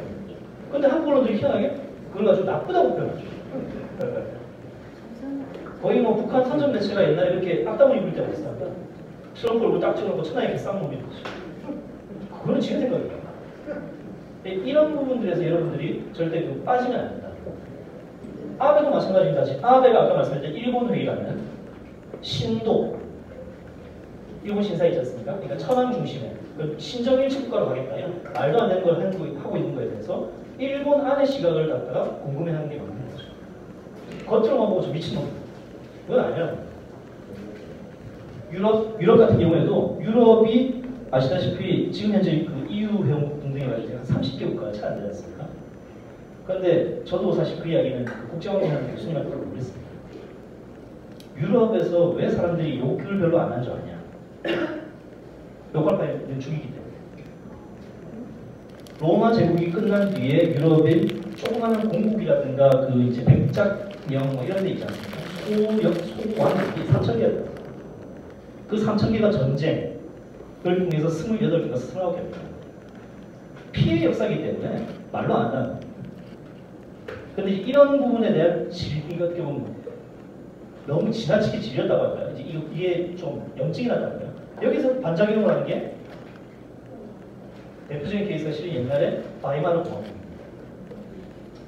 나치가 들어서기 전이 바이마르 공화국이었지 않습니까? 바이마르 공화국이 지금 최근에 메르켈의 독일이나 스웨덴하고 비슷해요. 참고로 메르켈 관련해가지고 지금 저 시리아하고 이라크 난민 터졌을 때 있지 않습니까? 그 우리나라뿐만 아니라 유럽도 그렇고 중동도 그렇고 새해 전날 되면 금음날 되면 파티를 합니다. 불꽃놀이도 하고 이런데 프랑크푸르트를 비롯해서 독일의 한 11개인가 10개 도시에서 그 독일 사람들은 독일 국민들이 자기들이 파티하고 있는데 흑인이라고 거기는 이제 독일에서 태어난 사람들이 많아요. 하는데 갑자기 무슬림 남매들이 물어보더니 여성들을 끌고 와서 윤관을 하고 영상을 찍고 그런데 메르켈이 입단을 했습니다. 나중에 언론에 보여요. 그리고 심지어 그걸 보던 기자가 경찰에 불려와서 조사까지 받았습니다. 그것 때문에 독일에서 난리가 났습니다. 한국에서 모르시고. 이런 것들을 보면 지금 유럽 같은 경우에도 위태위태하게 그런 겁니다. 그러니까 다른 사람의 생각을 받아주는 건 좋지만 내 생각을 버릴 필요는 없는 건데 다른 사람들의 생각을 받아들이는 것만 급해서 자기 걸 버리고 있는 거예요. 근데 그게 어떻게 되냐? 자기들의 주장을 강요하는 세력에게는 이게 빈틈을 오는 거죠. 대표적인 케이스는 러시아, 중국, 그 다음에 무슬림 중에서 이제 이렇게 약간 좀 똥기 충만한 사람. 이렇게 해가지고 보다 보면은 사실 좀 많이 불편하실 겁니다. 아, 이렇게 살아야 되나? 그냥 남태평양 가야 되는 거 아닐까? 할 수도 있는데 그런 것들을 떠나서 이제 이게 참 과거의 역사로 봤을 때는 이런 것들이 어느 순간에 한번 충돌이 있은 게 다시 돌아오거든요. 그렇기 때문에 대신에 이런 거에 여기 회원분들께서 나설 게 아니라 지켜보되 위험한 쪽으로 안 가는 노력을 하시고 그를 통해서 생존하시기 전 세계가 분쟁에 빠지고 전 세계가 위기에 빠졌을 때도 생존하는 방법을 열심히 찾으시고 제가 말씀드린 생존 방법이라는 게 뭐 혼자서 이제 나이프 가지고 나무 자르고 이런 거 아닙니다. 베어 그릴스 같이 생존 그거 아니고 일단 살아남아야 돼요. 사회적으로 휩쓸리는 남들이 하니까 다 같이 해야 돼요. 그 휩쓸리는 거에 흉내는 내는 것까지는 괜찮지만 거기 휩쓸리는 순간 역사 속에 사라지는 수많은 피해자를 잡을 수 있고 여기 포럼 이름이 국가경영 포럼이지 않습니까? 국가 경영을 하는 사람 같으면은 대의를 위해서 뭐 본인이 이상하겠다는 그럴 수도 있습니다. 그러면 대의가 아닌 것에 속된 말로 개죽음 당하는 거는 국가 경영하고 관계없어요. 개죽음이죠. 전 세계적으로 이렇게 돌아가는 상황에서 한반도에 지금 돌아가는 상황 이런 것들을 같이 보셔야 그리고 그런 거에 흥분하지 않으셔야 여러분들이 회원님들뿐만이 아니라 회원님들 가정에 계시는 가족들까지도 스트레스가 덜할 겁니다. 지금 아마 저는 이제 제 주변 분들한테 그런 얘기 자주 합니다. 지금 현재 우리나라에서 한국에서 소위 우파라고 불리는 사람들이 해야 될 일이 뭐냐? 지금 정부부터 언론, 기업까지 물이 든 상태에서는 지금 이 상황은 바꾸기보다는 일단 포맷이 된 다음에 새로 사람들이 필요합니다. 이건 지금 제가 말씀드린 아까 김정은 말씀드리고 이렇게 세계적인 이런 추세 말씀드린 이유가 한국이 원하지 않아도 이 나라에서 분란이 생길 수 있습니다. 예를 들어서 지금 남북 정상회담에 관련해가지고 트럼프가 트위터에 한 두세 번 올렸습니다. 기대한다. 근데 이걸 가지고 그 다음날, 다다음 날에는 이 백악관의 국가안보회의라든가 미 국무부가 발표를 했습니다. 대통령께서 말씀하신 것처럼 남북 정상회담에서 북한의 비핵화 의도가 드러날 것이니까 우리 그걸 주시할 것이다. 남북 정상회담에서 말하는 게 문재인 각하께서 말씀하시는 단계적 점진적 이따위로 나오게 되면 미국은 협상에 의미가 없어져요. 아까 말씀드린 것처럼 동맹국한테 군대 한번 무력 시위 한번 해준 것도 동맹국이라고 하는 그런 상황이 미국인데 미국에서 핵무기 가지고 자기 나라 때리겠다는 협박하는 나라한테 돈 붙여주겠습니까? 그럼 트럼프 재선 끝나요. 재선 절대 못합니다. 일본 같은 경우에는 지금 일본 정부에서 공식적으로 고위직일 때 공식적으로 확인한 납북자가 17명이라고 그러지만 실제로 일본 경찰청에서 납북 의심자로 말하는 사람은 870명. 참고로 국제인권단체, 그 다음에 유엔의 고등인권 판무관실에서 말하는 북한에 의한 납북된 전 세계 사람들 숫자가 4,000명이 넘어요. 나라는 13개국이야, 14개국이에요. 네덜란드 사람 납치 안 했어요? 이것들 하는 게 뭔지 모르겠어요, 진짜. 무슨 뭐 만화에 나오는 뭐 악의 제국도 아니고. 그 수많은 사람들에서 납치해서 데리고 와서 감금시켜놓고 간첩들한테 외국 가르쳐준다. 영화 출연시키고 이런 식으로 써먹었다. 못 봤잖아. 심지어는 이제 얼마 전에는 그 북한 선전 그 조선중앙TV에서 그런 것도 나왔습니다. 볼리비아인가 아르헨티나가 모르겠어요. 부모 두 사람이 다 그 나라 출신이에요. 분명히 이거 저쪽도 백인 계열이지 않습니까? 백인이 이민 군복 입고 나와가지고 소자 중자 개급장 붙이고 그 북한말 해요. 남조선 괴뢰와 미제 깡패를 뿌려 부셔야 됩니다. 그렇게 납치된 전 세계에서 납치된 사람이 4,000명이 넘는데 그런 입장에서 지금 일본이 하는 것은 그 납치된 외국인에 대해서 해결해달라고 총대를 낸 겁니다. 그런데 오히려 국제사회에서는 지지를 받는 분보다도 욕은 덜 먹습니다. 지금 근데 한국 정부, 지금 이제 한국 정부가 잘한다 못한다를 떠나서 그냥 여러분께서 판단하시면 거고 여러분 주변에 외국인 친구분이라든가 아니면 다른 그런 분이 있으면 여쭤보십시오. 자기 나라를 없애겠다고 주장하면서 핵무기하고 탄도미사일까지 만든 거에게 무조건 아낌없이 주려고 하고 믿으려고 하는 노예입니까? 우리가 지금 여러분들께서도 이제 누가 그러면 그러십시오. 우리가 대줘야 된다고 얘기하면 그러십시오. 당신은 어떨지 모르겠지만 나는 김정은한테 빚진 거 없다. 누가 김정은한테 빚졌냐? 그럼 제공 계약서 가져오라고. 우리나라 국민 중에 김정은한테 빚진 사람 아무도 없습니다. 그런데 왜 몇몇 정치인과 학자와 언론들은 우리나라가 빚졌다고 생각합니다. 그렇게 주장합니다. 제가 이 말씀 드린 이유는 그렇게 해서 모두가 소위 여론이라고 그러죠. 거대한 여론의 흐름에 빨려 들어가가지고 그렇겠구나 하는 순간 아까 말씀드린 일본이든 호주든 미국이든 북한 저거 가만두지 않겠다고 하는 경우에 우리나라 언론을 모른다는 거예요. 그렇다고 해서 외신도 안 나올 수도 있다. 이제 좀 제가 좀 말이 좀 길었는데 이렇게 설명드리겠습니다. 챔벌린 수상이 히틀러하고 협정을 맺지 않습니까? 평화협정. 지금 현재 국내에서 이야기하고 있는 한반도 종전 논의와 그 다음에 한반도 평화협정, 그 다음에 주한미군의 동아시아 평화유지군으로의 역할 수정 이런 것들을 보면 저는 그 챔벌린 이야기가 나온다고 봅니다. 그때 처칠이 그랬다고 하지 않습니까? 얼마 전에 영화에서는 실제 처칠의 워딩을 그대로 인용을 했대요. 어떻게 호랑이 대가리에다가 얼굴을 집어넣고 협상을 하냐고. 지금 아마 우리가 조만간에 그 모습을 보일지 모르겠습니다. 근데 제가 아까 말씀드린 살아남아야 된다는 게 그런 상황이 있을 때 미리 대비하시는 게 필요하다고 말씀드립니다. 그렇다고 해서 피난가라고 말씀드린 게 아니라 지금 현대에서의 분란이 생겼을 경우에 피난은 의미가 없습니다. 제가 이제 요거는 좀 다른 말씀을 좀 드리겠습니다. 우리나라에도 전시 계획이 있지 않습니까? 지금 현재 작게 501로 제가 보겠습니다. 그 전에 있었던 5027 같은 경우에는 북한이 공격을 할 경우에는 수도권은 봉쇄가 됩니다. 자동차 못 가져가게 합니다.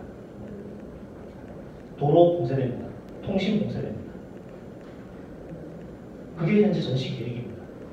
그걸 가지고 국방부나 합참 관계자나 아니면 청와대 관계자들한테 제가 계속 따졌었거든요. 그런데 정말 실망스러웠던 게 제가 지금 말씀드린 거는 그 이명박 박근혜 때입니다. 노무현 때 이 세 정권에서 미군이 있잖아요. 미친 것들 아닙니까? 우리가 지금 투표권 가진다는데 투표권 가진 사람이 안 지키고 미군이 지켜준다. 베트남이 쫄딱망하기 전에 수치상으로 보면은 공군력은 세계 4위, 육군 병력은 세계 5위인가 6위였습니다. 3위만 나왔어요.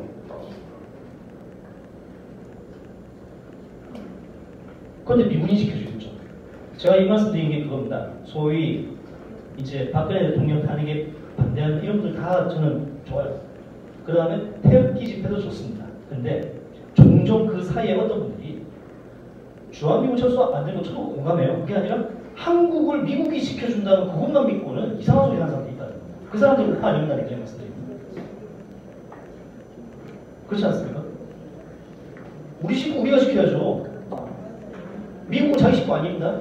제가 지금 사는 데가 이태원인데 지금 이태원에 사는 분들, 사는 외국 사람들 있지 않습니까? 최근에 변경이 꽤 많습니다. 보직이 많이 바뀌었어요. 그나마 외교관들은 계속 살고 있고 새로 등장한 사람들이 있는데 중국인들이 많이 등장했어요. 러시아 사람들. 원래 중국, 러시아는 제가 지금 사는 동네는 거의 없었거든요. 왜냐하면 그쪽 동네에서는 중국 정부에서 지원해 줄 수 있는 규모가 아니라가지고. 지금 거기에 들어가가지고는 심지어 오늘 여기 오기 전에도 어떤 일이 있었냐면은 허자본판 렌트카 있죠. 렌트카인데 옆에 뭐뭐뭐 한국 유한 뭐뭐뭐 집단공사 한국 그 유한공사 이렇게 있어요. 집타 썬팅을 한 차가 앞뒤까지 시속 5km로 다닙니다. 섬뜩하죠 사실. 왜냐하면 그 동네에 국내 주재하는 대사들 집들이 있거든요. 뭐 하자는 짓이지. 그래도 경찰은 뭐 지나가는구나. 별일 없지. 제가 지금 다시 말씀드린 게 우리가 준비해야 된다는 게 분란이 생겼을 때 우리가 여기를 지키는 것이지 다른 사람들에게 따라 안 된다는 거예요. 미국이 뭐 여기 계신 분들도 이제 책 같은 거나 그 자료 같은 거 보시면 아시겠지만 그 전문가들도 그러시거든요. 미국이 베트남을 버린 게 아니라 베트남이 먼저 미국을 버렸어요. 주한미군 마찬가지로 아까 제가 미 국무부하고 미 국방부가 싸웠다 말씀드렸죠. 소위 말하는 여중생 효순이 미선이 사건과 사회교전이 일어났을 때 미 국무부에서는 뭐 정권이 바뀌었으니까 노무현만 들으시다 이런 식의 분위기가 나왔었어요. 그런데 주한미군에서 그 다음에 주한미군에 있다가 전역한 장군들이 뭐 개소리냐고 난리가 납니다. 한미군을 해서. 그리고 그때는 이미 테러와의 전쟁이었기 때문에 부시 대통령도 국방부 손을 들어준 거예요. 안 그랬으면 진짜 큰일 날 뻔했어요. 그때 이미 난리가 났어요. 한국이, 그러니까 베트남 말씀드렸죠. 한국이 미국한테 친구. 한국인과 한국은 미국의 친구라는 거를 확신을 시켜줘야지. 그게 안 되면은 미국은 한국을 포기할 수가 없어요. 그리고 제가 말씀드린 친구라는 거는 미국 혼자서 피를 흘리는 게 아닌 거예요. 우리가 먼저 피를 흘린 뒤에 미국이 도와줬는지 미국이 먼저 자기들이 다 죽고 우리가 뒤에서 흉내내는 게 아니라는 거예요. 근데 지금 소위 자칭 우파, 제가 말씀드린 자칭 우파, 자칭 애국이라는 사람이 그런 사람이 있습니다. 심지어는 전직 장군들 중에서. 참고로 말씀드리면 이런 죄송합니다. 제가 다른 아이 보죠. 자꾸 얘기를 그러죠. 예전에 정말 황당했던 게 노무현 정권 때 주한미군 철수시키자고 떠들었던 사람이 어느 순간 보니까 소위 자기 스스로 우파라고 해서 좀 끝나고 있더라고요. 최근에는 문재인 정부 들어왔지 않습니까? 그 당시에 국책연구기관 내에서도 저 새끼 빨갱이 아니냐고 이걸 엄청 먹었던 사람이 최근에 북한 전문가가 이런 사람, 특히 여러분도 아시겠지만 종편 같은 경우에는 24시간 더 들지 않습니까? 했던 것도 하고 했던 것도 하고 했던 것도 하고 그걸 듣다 보면 사람도 혹할 수밖에 없는데 그런 것들을 조심하셔야 돼요. 종편이 보기에는 재미있는데 틀린 이야기는 좋지 않습니다. 흥분하지 마십시오. 흥분하지 마십시오. 앞으로 살아남으셔야 될 분들께서 그리고 가족들을 책임져야 될 분들께서 이런 거에 흥분하시면 안 나중에 드루킹 말고 숨어있는 애들 다 드러나면 어떻게 하죠? 그리고 이제 제가 이제 중국에 대해서 상당히 좀 부정적인 말씀 많이 드렸는데 제가 다시 좀 정리를 드리겠습니다. 제가 부정적으로 말하는 것은 중국 공산당입니다. 그 중국 공산당에 움직인 사람이지 중국이 14억 5천만 명 전체가 문제는 아니야. 단지 그 사람들은 모택동 시절에 그 대약진 운동과 그다음에 삼정 운동, 하방 운동 이런 걸로 희생당했던 사람들의 자손일 뿐이지 책임은 공산당이에요.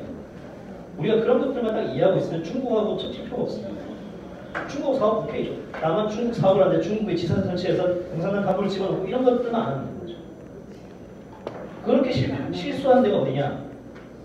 현대차였습니다. 현대차 전례가 쌍용차였고요. 제가 지금 평택 사태 때 현장에 있었거든요. 평택 그때 현장에 가가지고 쌍용차 직원들이 울면서 저한테 붙어요. 그래서 좀 저분도 어떻게 살립니까? 근데 일단 뭐라도 해봐야죠. 살려달라고. 평택시 공무원도 현장에 와서 어떻게 할 수 없죠. 왜냐, 그때 제가 평택에 갔더니 그 2009년 10월인가 그랬죠. 아마 2009년 2010년인가. 언론사가 한 4, 50개가 와 있는데 현장에 평택 공장이에요. 그 중에 소위 우파 매체 없습니다.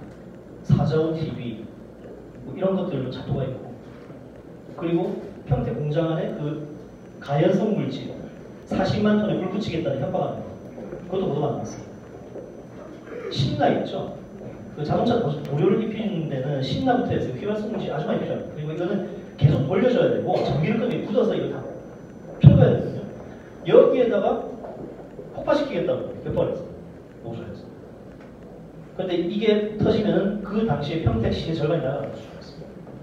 그때 새로 지은 아파트하고 거리가 한 2km밖에 안 됐거든요. 30만 톤이니까 40만 톤 되는 신나가 터진다고 생각해 주십시오. 그런데 그 사람들이 지금 뭐라고 하십니까? 피해자 코스프레하고 있습니다. 우리 일자리 하나. 그 전에 이 사람들이 정말 실수한 거, 중국의 상하이 기차라고 합니다. 상하이 자동차. 중국 기차를 자동차라고 하죠. 상하이 기차의 대주주는 상하이 공산당입니다. 지금 미국, 중국의 넘버2 자동차 업체. 얘들이 처음 빼간 기술이 카이런입니다. 그 다음에 체험해가지고. 그런데 웃기는 게 여기가 이제 버리고 갔지 않습니까? 상하이 기차 버리고 간 다음에 인도가 땡편을 주워먹었지 않습니까? 인도 사람들이 딱 보더니 야 좋다! 첫 약속이 1,500억 투자. 그 다음에 매출 연 10만 대 되면 해지겠다는 사람 다 먹지. 약속을 처음부터 걸었어. 지금까지 제가 듣기로는 한 5천억 투자한 걸로 알고 있습니다. 아니 세상에 인도가 저렇게 착할 줄이야. 저도 상상 못해요. 근데 인도 사람들이 그렇더라고요. 그렇다고 하더라고요. 쌍용차라는 사람들이.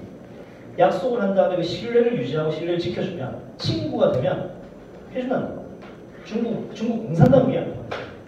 여러분도 아시겠지만은 대만이나 여기 지금 홍콩, 마카오가 있지 않습니까?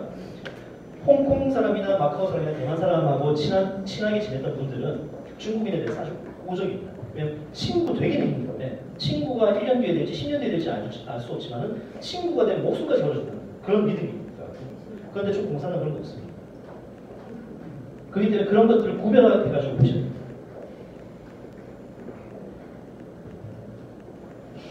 지금 이제 중국 여러분들께서도 아시겠지만 삼성이 원래는 이제 중국 쪽에 공장을 엄청 짓는다 발표를 했었다가 실은 거의 안 했거든요. 안 한 이유가 간단합니다. 이번에 지금 여러분께서 보시겠지만 고용노동부 그 아주마 장관이 평택부터 해가지고 반도체 공정이지 않습니까? 평년도부터 해서 그 기술 공정이랑 화학물질까지 공개하고 있지 않습니까? 삼성은 그걸 우려한 거예요. 현대차가 실수했다는 게 뭐냐? 현대차가 지금 여기 공장을 짓거든요. 그런데 중국에는 토지 매매도 불가능할 뿐더러 외국계 기업이 법인을 씌우면 무조건 중국인이 임원에 들어가 있어요. 근데 이 사람은 주로 중국 공산당 소속의 국가안전부라든가 대외연락부라든가 이런 쪽에서 파견 나와서 보고하는 사람입니다. 그러니까 지금 참고로 봐서 중국 자동차 업체가 유럽에서는 저 상용차 있죠. 상용차 같은 경우 유럽하고 중남미에 이미 섞어냈습니다. 한국도 곧 뚫릴 겁니다. 지금 한국에도 중국 승용차 타고 다니는 사람이 꽤 있어요. 마크가 뭔지 몰라서 그렇지. 왜냐면 싸거든요. 지금 현대차가 그걸 실수한 거예요. 차라리 현대차가 러시아에 공장 짓고 푸틴 편이라 들었으면 그나마 나았을 거예요. 왜냐면 러시아에서 제일 많이 팔리는 소형차가 현대차거든요. 액센트 있죠? 액센트가 지금 모델이 계속 바뀌고 있는데 러시아에서 제일 잘 팔린다. 차라리 러시아에 가지. 지금 이것처럼 현재 국내 언론들과 현재 국내 기업 중에서 소위 컨설팅 한답시고 설치는 종편 나오는 그 자칭 전문가들 이런 사람들은 계속 너무나 똑같은 이야기예요. 한반도 균형 작업. 한반도와 동북아의 허브가 좋습니다. 좀 다시 또 새 이야기라서 죄송한데 어떤 나라나 지역이 허브가 되기 위해서 필요한 게 있어요. 금융 허브 보통 얘기하지 않습니까? 정치 허브나 그 전에 해야 될 게 산업 허브예요. 물류 허브. 한국 지금 물류 허브가 안 돼요. 왜냐? 중국 애들 있죠 여기. 상하이 있고 여기 닝보 있고 여기 부족 있지 않습니까? 이쪽 라인. 그러니까 중국 공산당 특권층이 사는 곳. 그쪽이 동아시아 물류 허브가 됐어요. 원래는 여기 부산하고 인천이었거든요. 다 가져간 거예요. 그냥. 물류 허브를 시작으로 해서 산업적인 허브, 기술적 허브가 돼야 되고 그 바탕 위에서 인력의 허브가 된 다음에 금융 허브가 나와요. 그 금융 허브가 마친 뒤에 정치적 허브가 될 수 있고 그게 균형자가 될 수 있어요. 우리 정치적 균형자밖에 안 시켜준다 누가? 뭐 옆에 아까 제가 말씀드린 이 주변 나라들 있지 않습니까? 이 주변 나라들 한 1조 달러씩 준 거예요. 매년. 그것도 못하지 않습니까? 지금 뭐 같은 말씀 정보원에서 죄송한데 지금 우리나라에서 기자들이 학생이 간단하게 여기 계신 분들 여기 포럼의 회원분들을 포함해서 일반 국민들과 여기 이 국민들께서는 또 가족분들께 강요하실 필요는 없고 그냥 한 번씩 툭툭 던지는 이야기라도 현실을 좀 객관적으로 보는 게 필요하지 않느냐고 이야기하시는 거예요. 그렇게 이야기가 퍼져야 언론들이 더 이상 거짓말 합니다. 제가 이 언론에 대해서 상당히 좀 부정적으로 말씀드리면 저도 기레기 합시고 있지만 한국 기자들 중에 정말 형편없는 기자들 정말 많습니다. 그리고 저도 그 인간들하고 맞서서 싸우다 보면 저도 똑같은 기레기가 될 수밖에 없죠. 팩트의 취사 선택.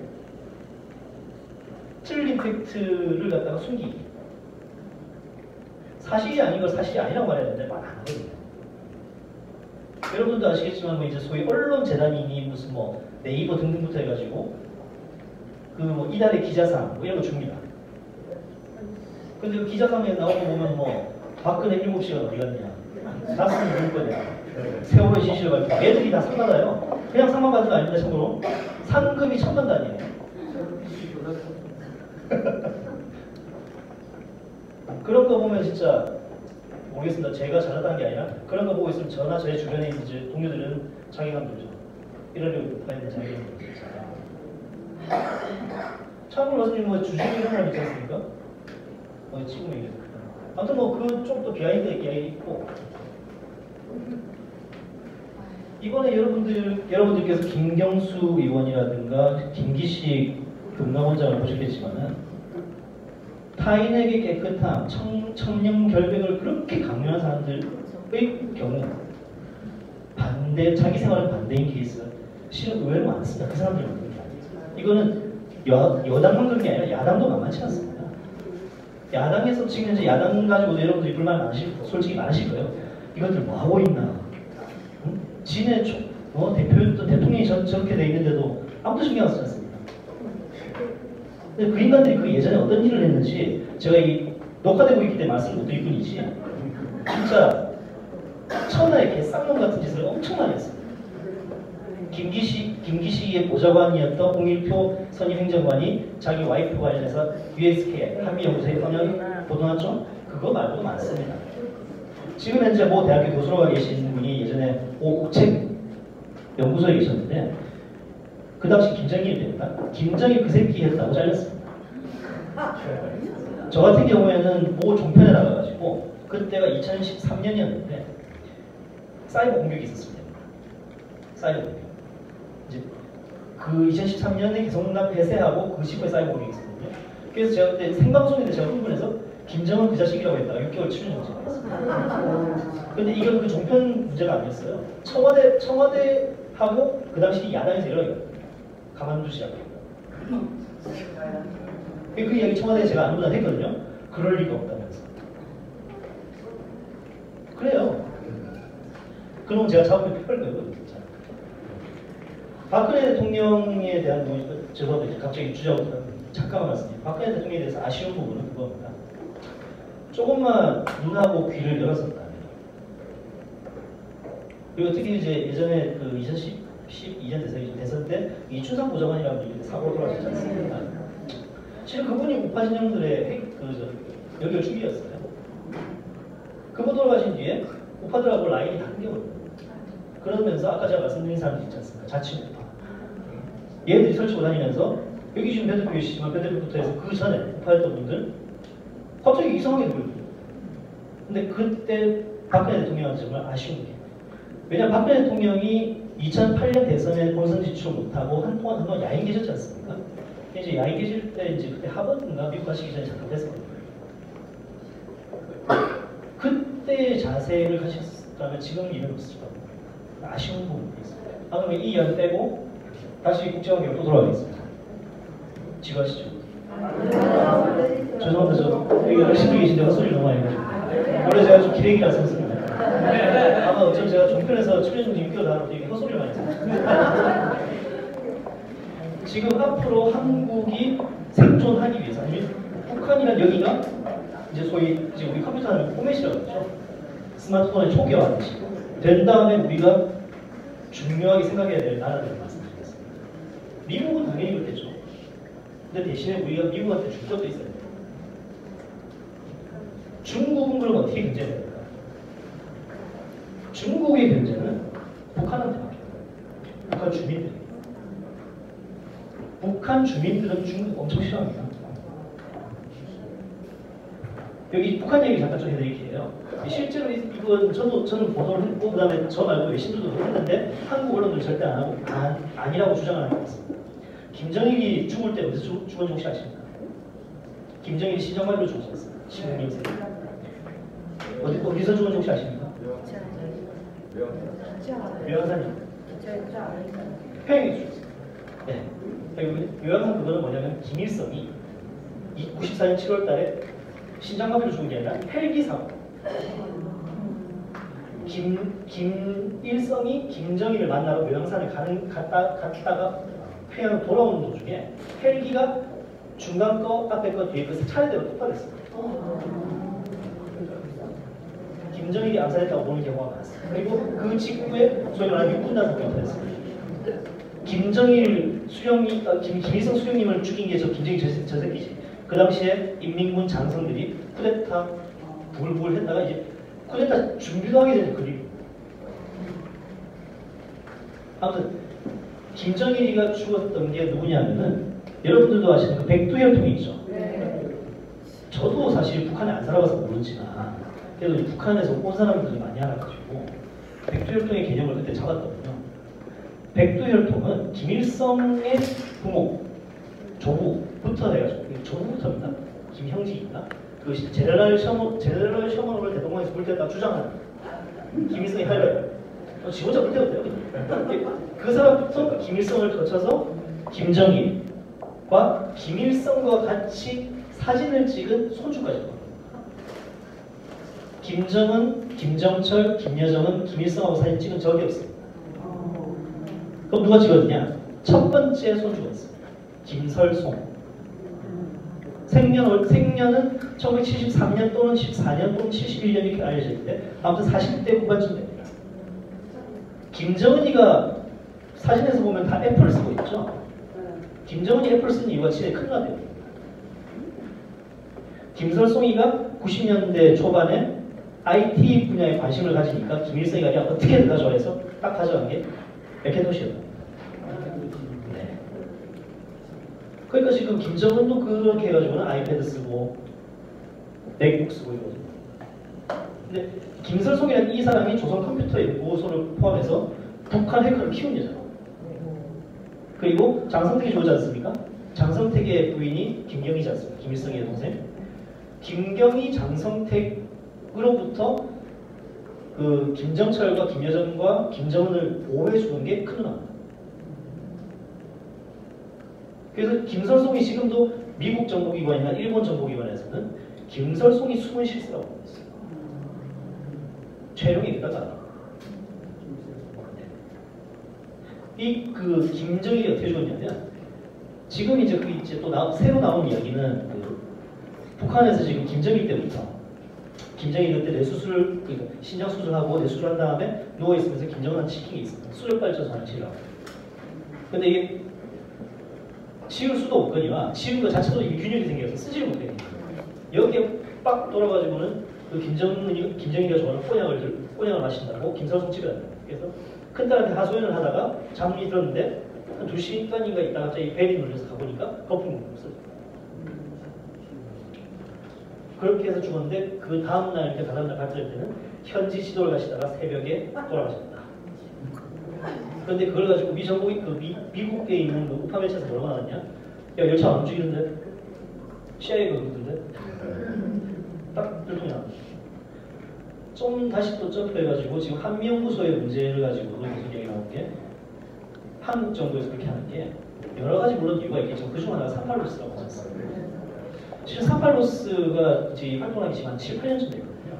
이게 정말 대단한 것 중에 하나가 제가 북한 위성사진을 처음 본 게 99년부터 됐어요.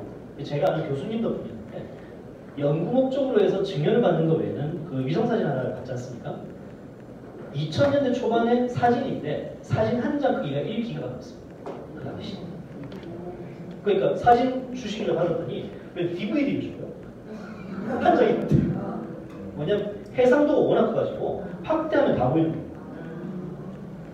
초고해상도죠. 근데 이때는 그 사진 한 장이 얼마였냐? 그 교수님한테 여쭤봤거든요. 교수님 이거 한 장 얼마입니까? 그 판매가 3만 달러 정도 돼요. 한 장이. 외국 배포도 안 되고 혼자 보는 거예요. 근데 지금 38로스는 한국 정부가 물론 보여주는 것도 있지만 미국에 있는 정보기관들과 미국의 다른 돈 많은 싱크탱크가 지원을 해줍니다. 그러면서 위성사진을 보는 거예요. 그리고 그것도 구글 어스에 뜨기 전에 그러다 보니까 북한은 미치죠. 거짓말을 하려고도 안 되셨거든요. 지금 미국의 정보기관이 쓰는 첩보위성 같은 경우가 아니라 38로스는 상업용을 쓰지 않습니까? 상업용 인공위성의 광학 인공위성의 해상도가 어느 정도냐? 해상도로 부르면 이 사진상에서 점 하나, 픽셀 하나가 어느 정도를 말하는 겁니다. 그러니까 해상도가 30cm다 그러면은 가로 30, 세로 30이 사진에서 점 하나로 돼요. 그런데 최근 상업용 위성은 가로, 세로 하나가 20cm 미만입니다.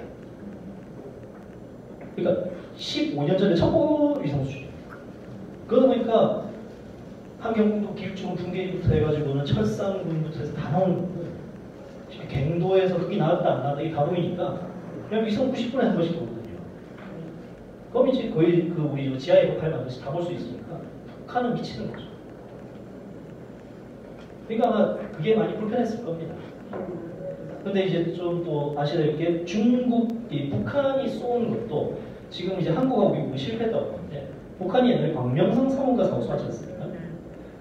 얼마 전에 이제 중국 그 우주정거장이 추락한다고 해가지고 해외에 있는 위성 추적 사이트를 들어갔더니 광명성 3호가 지금도 여전히 오고 있다는 거예요.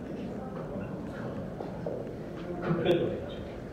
이러면 이제 이게 하루에 4번인가 6번인가를 한반도 상공을 지나야 돼요. 나중에 보죠. 물론 그게 이제 광학 인공위성이 아닌 게 정말당이죠. 만약에 이제 북한이 그런 능력을 가지게 되면 우리나라 같이 음주운전, 음주 단속도 예고하고 하는 나라에서 군부대 훈련이 당연히 몇 명이 움직이지. 그래서 그런 지금 일들이 많습니다. 그래서 이제 좀 얘기했는데 한국 언론들이 북한에 대해서 보도를 할 때 김정은 그 일가에 대한 보도를 되게 조심스러워한데 그러면 안 된다고. 그리고 이제 이거는 사실 이제 우파 매체들에서는 어차피 김정은이 언론중재위원회에 걸지 못할 테니까 김정은과 그 가족들을 좀 조소하고 희롱해야 된다. 김정은이 절대 못 참는 게 자기 우습게 보는다고. 입에 그 말하는 입냄새 나는 것도 자기 우습게 보고 그 다음에 자기가 말하는 좋았다? 우습게 보고 딱 저기 지금 저 대한민국 땅콩 그룹이라고 합니다. 한진 그룹.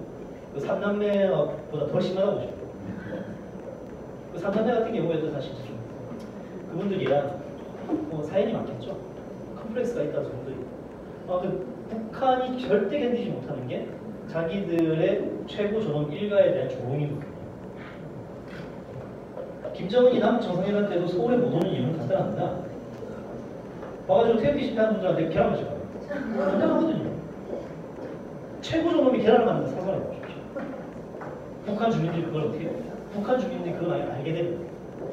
그냥 끝나는 거예요. 그래서 판문점 남쪽에 요거 턱이 실제로 한 15cm 정도 됩니다. 판문점 대신 요거 넘어오는 거 줍니다. 지금 이제 저도 그 신청을 했는데 이번에 남북 정상회담 취재한 거 있죠. 2,700명에서 2007년 14 남북 정상회담은 2배 다 이러는데 판문점 가는 사람들은 정해져 있습니다. 그렇기 때문에 외신 기자들이 그런 짓을 할 일은 없고 가서도 이제 아주 평이하겠죠. 그러니까 김정은이 우려하는 일은 없겠죠. 김정은 같은 경우에 아무튼 이렇게 조롱해주고 이런 것들이 아주 많이 필요할 것 같아요. 제가 시간을 너무 많이 끌었습니다. 죄송합니다. 시간이 다 된 것 같습니다.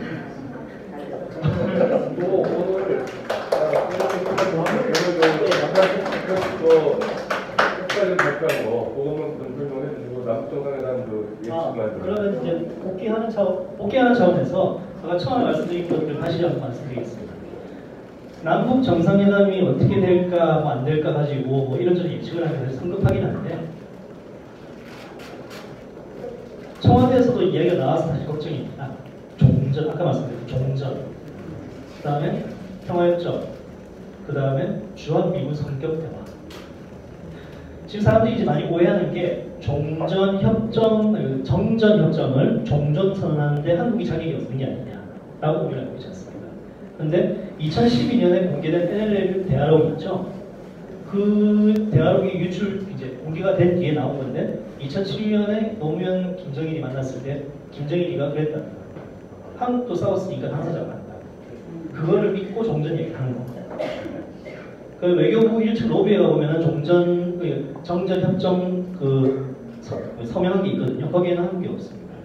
하지만 북한하고 중국이 오케이 했기 때문에 된다는 게 현재 진보 진영의 주장이죠. 근데 이렇게 해서 정전이 종전이 된다면은 북한이 요구하는 거는 지금 이제 비핵화라는 미끼를 던졌지만 북한이 요구하는 거는 남북 평화협정 아닙니다. 다들 오해하시는데 북한은 한국하고 평화협정 하려는 거 아닙니다. 미국과 말은 표현은 평화협정인데 미국과 불가침조약을 맺죠. 미국과 불가침조약을 맺으면 주한미군이 있어도 북한이 미국만 공격 안 합니다. 그렇지 않습니까? 불가침조약. 뭐냐면 예전에 최걸린 수상이 히틀러하고 불가침조약 한 뒤에 평화협정 맺은 뒤에 폴란드 치고 삼켰고 그 다음에 프랑스로 넘어왔다. 찍소리도 못하는 넘어온 거죠. 그리고 그런 종전선언과 평화협정, 그러니까 미북 불가침조약을 중국이 적극 지지하고 있다는 것도 주의깊게 봐야 됩니다. 그러니까 미국도 여기에 맞서가지고 이제 간단한 말만 두고 보자는 이야기 계속하고 있죠. 트럼프가 두고 보자, 기대한다 이런 게 한번 해봐. 니네 행동의 다음에 우리가 리액션을 할게. 이 뜻이거든요. 그러니까 지금 이제 남북 정상회담이 미국 정상회담의 예고편이란 미국의 말을 그렇게 이해하시면 됩니다. 감이 잡히시죠? 네. 그다음 아까 또 말씀하신 게 오늘도 핵 관련 또 그게 그리고 좀 똑같은 이야기 지금 아마 두 번째 판인데 풍계리 핵실험장 폐쇄는 이미 38 로스에서 나왔습니다. 뭐냐면은 경비하는 병력들을 다 철수했습니다. 지금 남아있는 게 한 수십 명도 안 돼요. 원래는 거기 800명 정도 있어요. 근데 왜 800명이 있었을까요? 핵실험장에? 못 들어오게 하라고? 아니에요. 지금 드러나진 않는데 풍계리 핵실험장 주변에 정치범 수용소가 있다. 그 정치범 수용소 사람들이 핵실험한 갱도 있죠. 그 들어가서 폭탄냅니다. 죽어도 되니까. 그래서 이제 그 북한 인권에 관련해서 이제 미국에서 활동하고 있는 삐고 재단이라든가 추전솔 TSI 그 위원회라든가 북한민주연합 이런 데서 처음에 이상하게 생각했던 게 어느 순간 그냥 2010년도 정도부터 해요. 2008, 9년도부터 해서 정치범 수용소가 점점 줄어들더라고요. 사람도 줄고. 뭔가 했는데 나중에는 추정하는 게 우라늄 채굴할 때 메모. 핵실험한 뒤에 메모. 사람이 이제 견딜 수 있는 게 우리 방사선 조사량 그 연간 뭐 20워트인가 200mW인가 20W 밀리가 아니라 20W를 쬐면 죽게 됩니다. 치사량이에요. 그런데 핵실험을 한 땅굴에 들어가서 일을 하는데 살아갈 수 있겠습니까? 그러면 방사선 조사량이 최소한 수백 10W를 돼요. 죽는 것도 그냥 죽는 게 아닙니다. 그거는 이제 화상인 경우고요. 어떻게 되냐면 사람 몸의 세포에 DNA가 분해됩니다. 그러니까 처음에 있으면 머리가 빠지는 것 같고 눈이 아프고 머리가 두통이 생기고 허리가 아프고 이러다가 잇몸이 무너지고 장기가 속에서 녹아. 그 다음에 이제 뼈가 살 분리가 됩니다. 속된 말로 발라버립니다. 그런 짓을 하는 김정은인데 대화가 될까요? 지금 거기를 폐쇄한다는 겁니다. 이 폐쇄하는 게 폐쇄하셨습니까? 폐쇄하고 흔적 지우고 갱도 막아버리면 사찰단이 가서 볼 수가 없죠. 자기들이 어떤 비인류적인 행동인지 알 수가 없고. 옛날 거 쉬운 건데 연변 핵시설 지금 최근에 공사했지 않습니까? 연변? 그 냉각탑 2009년도에 깼던 거거든요. 그거 다시 지었다 다시 또 깼는데요. 원자로 있지 않습니까? 지금 시험용 원자로라고 5메가톤짜리 있는데 그거 지금 뭐 연기 난다고 돌아간 연기 아닙니다. 설비들이 있죠. 설비가 마치 운영됐던 것처럼 움직입니다. 그래서 냉각수 라인 고치고 그러니까 이거 없어도 됩니다. 왜냐? 지금 저기 탈북한 분들이 현지 소식통들하고 같이 해가지고 알려주시는 게 영변은 전시용 핵시설이에요. 진짜 핵시설은 다 지하에 있다. 그 다음에 사실 일반적인 군사 상식하고는 다른 건데 북한이 지금 계속 김정은이가 화성 12호, 14호, 15호 쏠 때 이동식 발사대 있죠. 텔이라는 이동식 발사대 썼지 않습니까? 이게 전시용이라고 보여줍니다. 위성이 보입니다. 진짜 위험한 거는 고정식 사일러라고 하죠. 사일러라고 해서 지하에 있는 거 있죠. ICBM이나 IRBM 지하에다가 불러놓은 기지. 북한의 탄도미사일 지하기지는 민가 사이에 있습니다. 주택가에 있습니다. 주택가 시공을 시켜놨어요. 어떻게 찾을 거예요? 네. 그러면 어떻게 되냐? 얼마 전에 저 시리아 폭스방도 가지고 민간인 죽어서 그랬죠. 네. 아까 말씀드린 것처럼 걔들이 황무기 뿌려졌는데 하마스에서 저기 뭐 시리아가 이스라엘한테 죽었다고 하지 않습니까? 네. 걔들이 새총으로 이스라엘 군을 공격을 하는데 그 새총이 사거리가 200m입니다. 쇠구슬 쏘아요. 뭐냐면 사냥용 슬링샷이라고 하거든요. 새총을 당기면 이만큼 나요. 이만큼 나겠어요. 그 안에 쇠덩어리가 들어있는데 그걸 갖다가 다리를 쏜다는 게 머리를 쏘아서 한 명이 죽은 겁니다. 그 거리가 300m 멀리 떨어진 건데 근데 그걸 가지고 전 세계가 비난하는 게 중요해요. 이스라엘. 심지어 유엔 안보리에서 결의하까지 나옵니다. 아까 말씀드린 것처럼 아무튼 민가에 탄도미사일 기지가 있으면 때리지도 못해요. 그래서 미국이 완전하고 검증 가능하며 되돌릴 수 없는 비핵화를 한다는 게 그 미국에서는 지들끼리 그렇게 표현하고요. 랜덤 사찰이라고 해가지고 자기들이 찍는 곳에 자기들이 가겠다. 여기가 볼게요. 여기가 계속 찾으니까 북한 전역을 뒤시겠다. 북한 절대 용납 안 한다. 그래서 지금 탄도미사일하고 핵무기하고 완성이 됐으니까 영변 핵시설을 폐기하고 미사일도 안 쏘고 핵실험 안 하겠다는 것이 핵무기 없애겠다는 말은 김정은의 발표 중에 단 한마디도 없다는 것이죠. 그런데 거짓말하고 있습니다. 비핵화에 무슨 뭐고요? 헛소리하고 있죠. 그렇게 일단 어떤 사람이 북한이 비핵화 한다며 하면 그 방문을 한마디만 던지시면 돼요. 야, 북한 발표한 원문 한번 찾아봐. 원문 한번 찾아볼까요, 제가? 보여드릴까요? 2분입니다. 저도 아까 원문 가지고 기사를 쓰고 왔는데 그런 말 한마디 없습니다. 강성대국을 5년 만에 이렇게 했기 때문에 이제부터는 과학기술 교육에 매진하면서 모든 가용 자원을 경제 발전했습니다. 그래서 저는 그 말을 보면서 이제 옛날 94년도가 기억이 나서 94년, 2006년, 그 다음에 2007년 기억이 나는데 어떻게든 뜯어먹어가지고 배를 채우고 있는 얘기예요. 북한이 경제 발전 이야기하면 꼭 한국에서 그러더라고요. 예전에 삼성 같은 경우에 그랬습니다. 예전에 제네바 핵합의 직후에 김영삼 정부 쪽하고 나중에 이제 김대중 정부한테 김정일이가 요구했던 게 삼성전자 공장을 신의주나 해주에 지달라. 그것도 김정일이가 육성으로는 김대중한테 그렇게 얘기를 했다고 합니다. 반도체 지달라. 근데 이건희 회장이 그때 멀쩡했을 때거든요. TV는 지어줄게. 브라운관 TV 공장 지어줄게. 그때 김정일이 삐져가지고 싫다고 했대. 그렇게 뜯기는 걸 갖다 두고 해야 되지 않을까, 이대로 한다면. 죄송합니다. 너무 어두운 이야기를 했는데, 아무튼, 지금 돌아가는 거는 여러분들도 열받으시고, 답답하시고, 짜증도 나시겠지만, 한 발짝 떨어져 다시 제3자처럼 좀 냉정하게 돌아가는 걸 지켜보시면서 생존할 방안을 찾으시는 게 지금은 필요한 일입니다. 너무 많이 길어서 죄송합니다. 고맙습니다. 감사합니다. 우리 정보 기자